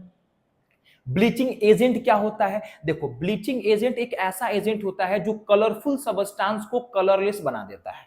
बस ब्लीचिंग एजेंट क्या है, वैसा सबस्टांस जो कोई कलरफुल को कलरलेस में कन्वर्ट कर दे। The substance which convert coloured substance into colourless substance. ठीक है ना, कलरफुल को कलरलेस में कन्वर्ट करने का पूरा श्रेय किसको जाता है, ब्लीचिंग एजेंट को जाता है। ब्लीचिंग एजेंट क्या है, ब्लीचिंग एजेंट एक ऐसा सबस्टांस होता है जो कलरफुल सबस्टांस को, कलर्ड सबस्टांस को कलरलेस बना देता है। प्यारे बच्चों, डिसइंफेक्टेंट क्या होता है, डिसइंफेक्टेंट का मतलब वैसा सबस्टांस जो जर्म्स को, बैक्टीरिया को मारता हो। इसी दरमियान हम लोग एक चीज को पढ़ेंगे, इसका नाम है ब्लीचिंग पाउडर। ब्लीचिंग पाउडर, अब ब्लीचिंग पाउडर, अब देखो ये अलग हो गया ब्लीचिंग पाउडर, अब बस खत्म है हमारा टॉपिक। ब्लीचिंग पाउडर का फॉर्मूला क्या है, CaOCl2। क्या नाम है, CaOCl2, कैल्शियम ऑक्सीक्लोराइड बोल लो या फिर कैल्शियम हाइपोक्लोराइड बोल लो, इंपॉर्टेंट है ब्लीचिंग पाउडर। और ये जो ब्लीचिंग पाउडर देखो कैसे बनता है, ये CaOH2 में जैसे ही क्लोरीन ऐड करते हैं तो CaOCl2 बना देता है और H2O बना देता है। इसका हाँ देखो, it also known as chlorine of lime, chloride of lime. Lime का क्लोराइड भी किसको बोलते हैं, ब्लीचिंग पाउडर। जो घर में जो यूज नहीं होता है ब्लीचिंग पाउडर, उसी का बात कहा जा रहा है, जो जर्म्स मारने में, जो बैक्टीरिया को मारने में जिसका यूज करते हैं, जिसमें बड़ा गंदा स्मेल आता है, वो स्मेल किस चीज का होता है, वो स्मेल क्लोरीन का होता है, वही होता है ब्लीचिंग पाउडर। अब ब्लीचिंग पाउडर का केमिकल नाम क्या है, कैल्शियम ऑक्सीक्लोराइड या फिर कैल्शियम हाइपोक्लोराइड बोल लो, या फिर इसको हम लोग बोलते हैं क्लोराइड ऑफ लाइम। किसको बोलते हैं, ब्लीचिंग पाउडर को बोलते हैं, क्या बोलते हैं, क्लोराइड ऑफ लाइम बोलते हैं। ब्लीचिंग पाउडर बना है कैसे, तो बना है CaOH2 में जैसे हम लोग क्लोरीन ऐड कर देते हैं तो बन जाता है हमारा ब्लीचिंग पाउडर। अगर हम लोग बात करें ब्लीचिंग पाउडर का प्रॉपर्टीज के बारे में, तो भैया ये जो है व्हाइट कलर का पाउडर होता है जिसके अंदर से बहुत ही भयानक स्मेल आता है क्लोरीन का। और ये जो है ये जो है कोल्ड वाटर में प्रॉपरली सोल्यूबल हो जाता है। It is soluble in cold water. जो इनसोल्यूबल पार्ट होता है वो लाइम होता है, चूना पानी कह लो। लाइम व्हाइट जो गाढ़ा व्हाइट कलर निकलता है वही उसी को लाइम बोलते हैं। ठंडा गर्म पानी में इसको कभी ब्लीचिंग पाउडर को घोलना नहीं है। कहाँ किसमें घोलना है? ठंडा पानी में घोलना है, ठीक है ना। अब देखो ब्लीचिंग इज एक्शन देखो कैसे करता है भाई। ये देखो ब्लीचिंग पाउडर ले लो, अब ये इंपॉर्टेंट है, इसको रट लेना है बिल्कुल। CaOCl2 ले लो। इसमें जैसे हम लोग सल्फ्यूरिक एसिड को मिलाते हैं तो कैल्शियम सल्फेट बनाता है, क्लोरीन बनाता है और वाटर निकाल देता है। और क्या निकाल देता है बच्चों? वाटर निकाल देता है। और ये जो है एक्ट करता है एज अ डिसइंफेक्टेंट, यानी कि बच्चों ये एक्ट करता है जर्म्स को, बैक्टीरिया को मारने में क्लोरीन का बहुत बड़ा प्यारे बच्चों योगदान है। अब देखो ये प्लास्टर ऑफ पेरिस, और इस बार इस टॉपिक से क्वेश्चन पक्का आएगा, तुम देख लेना। इस बार बोर्ड्स में प्यारे बच्चों, इस बार बोर्ड्स में ये वाला क्वेश्चन पक्का आएगा 2027 में। ये क्वेश्चन प्लास्टर ऑफ पेरिस पे पक्का आएगा। सबसे पहली बात, प्लास्टर ऑफ पेरिस किससे बनता है? तो याद रहे प्लास्टर ऑफ पेरिस बनता है जिप्सम से। पहला क्वेश्चन, प्लास्टर ऑफ पेरिस किससे बनता है? प्लास्टर ऑफ पेरिस बनता है जिप्सम से। किससे बनता है? जिप्सम से बनता है। जिप्सम का फॉर्मूला क्या है? CaSO4.2H2O।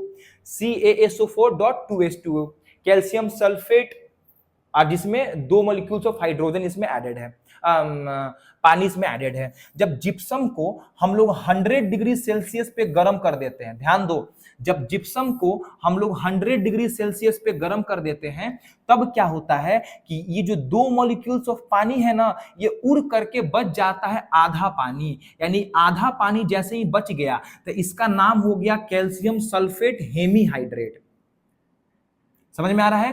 Calcium sulphate hemihydrate, Hemy का मतलब आधा हाइड्रेट। तो कैल्शियम सल्फेट हेमीहाइड्रेट किसका नाम है? तो इसका नाम है प्लास्टर ऑफ पेरिस का नाम है। तो बताओ प्लास्टर ऑफ पेरिस का केमिकल नाम क्या है? Calcium sulphate hemihydrate CaSO4.12H2O। अब ध्यान दो, 100 डिग्री सेल्सियस बोल लो या फिर 333 केल्विन बोल लो, अगर तुम जिप्सम को 100 डिग्री सेल्सियस से कम तापमान दोगे ना तो CaSO4 बनेगा। यानी कि ये जो पानी, इसके साथ जो पहले से जो पानी मिला हुआ है वो उड़ जाएगा। और जब ये उड़ जाएगा तो डेड बॉन्ड प्लास्टर हो जाएगा, यानी एनहाइड्रस कैल्शियम सल्फेट, यानी प्लास्टर जो है वो डेड हो जाएगा, डेड बॉन्ड प्लास्टर बन जाता है वो, ठीक है ना। जैसे देखो, ठीक है ना। तो ये 100, तो ये क्या होता है बच्चों, इस कारण से हम लोग को जिप्सम CaSO4.2H2O को हम लोग 100 डिग्री सेल्सियस पे गर्म करना पड़ता है। 100 डिग्री सेल्सियस पे तापमान देते हैं तब बनता है हमारा कैल्शियम सल्फेट हेमीहाइड्रेट बनता है। अगर बात करें इसके प्रॉपर्टी के बारे में, तो प्रॉपर्टी के बारे में, अरे जो प्लास्टर जो नहीं हमारे हाथ पे चढ़ता है वही तो है जी। देखो इट इज व्हाइट पाउडर होता है ये। जब ये when it come in contact with water then it convert into hard mass, that is gypsum, hence plaster of Paris is stored in the moisture proof container। अरे जो पहले doctor जो है हाथ पे प्लास्टर लगा देता है और जब ये पानी के कांटेक्ट में आता है तो ये और हार्ड हो जाता है। ये जो हार्ड सबस्टेंस ये है क्या? ये जिप्सम है। क्या है ये? जिप्सम है। जिस कारण से प्लास्टर ऑफ पेरिस को जो है वाटर प्रूफ कंटेनर में रखते हैं, वाटर प्रूफ कंटेनर में रखते हैं। इसका यूज करते हैं हम लोग, देखो use to join broken bones, हम लोग मूर्ति बनाने में और टॉयज बनाने में यूज करते हैं, और डेकोरेशन पर्पज से इसका यूज करते हैं। किसका? प्लास्टर ऑफ पेरिस का यूज करते हैं। प्लास्टर ऑफ पेरिस को हम लोग मॉइस्चर प्रूफ कंटेनर में क्यों रखते हैं? क्योंकि जैसे ही वो वाटर के कांटेक्ट में आता है वो जिप्सम बना लेता है, यानी कि वो हार्ड बन जाता है। ठीक है, गुड। अब देखो ये हमारा लास्ट टॉपिक है, वाटर ऑफ क्रिस्टलाइजेशन। अब यहां पे ध्यान दो, water molecules which form a part of structure of crystal. जब वाटर मॉलिक्यूल जो है क्रिस्टल के फॉर्म में कन्वर्ट हो जाता है, इसी को वाटर ऑफ क्रिस्टलाइजेशन बोलते हैं। It provide shape, in some cases impart colour to the compound. Shape में बदल जाता है और कुछ कुछ केस में जो है वो उसको कलर भी मिल जाता है। तो इसको यही याद रखना है कि CuSO4.5H2 इसका कलर कैसा होता है? इसका कलर होता है ब्लू। कैसा कलर होता है? ब्लू। होता क्या है कि CuSO4.5H2O को जैसे हम लोग हीट करते हैं तो CuSO4 में कन्वर्ट हो जाता है, और क्योंकि CuSO4 कलरलेस होता है तो फिर इसमें हम लोग पानी को मिलाते हैं, तब कितना मॉलिक्यूल्स ऑफ पानी मिलाते हैं?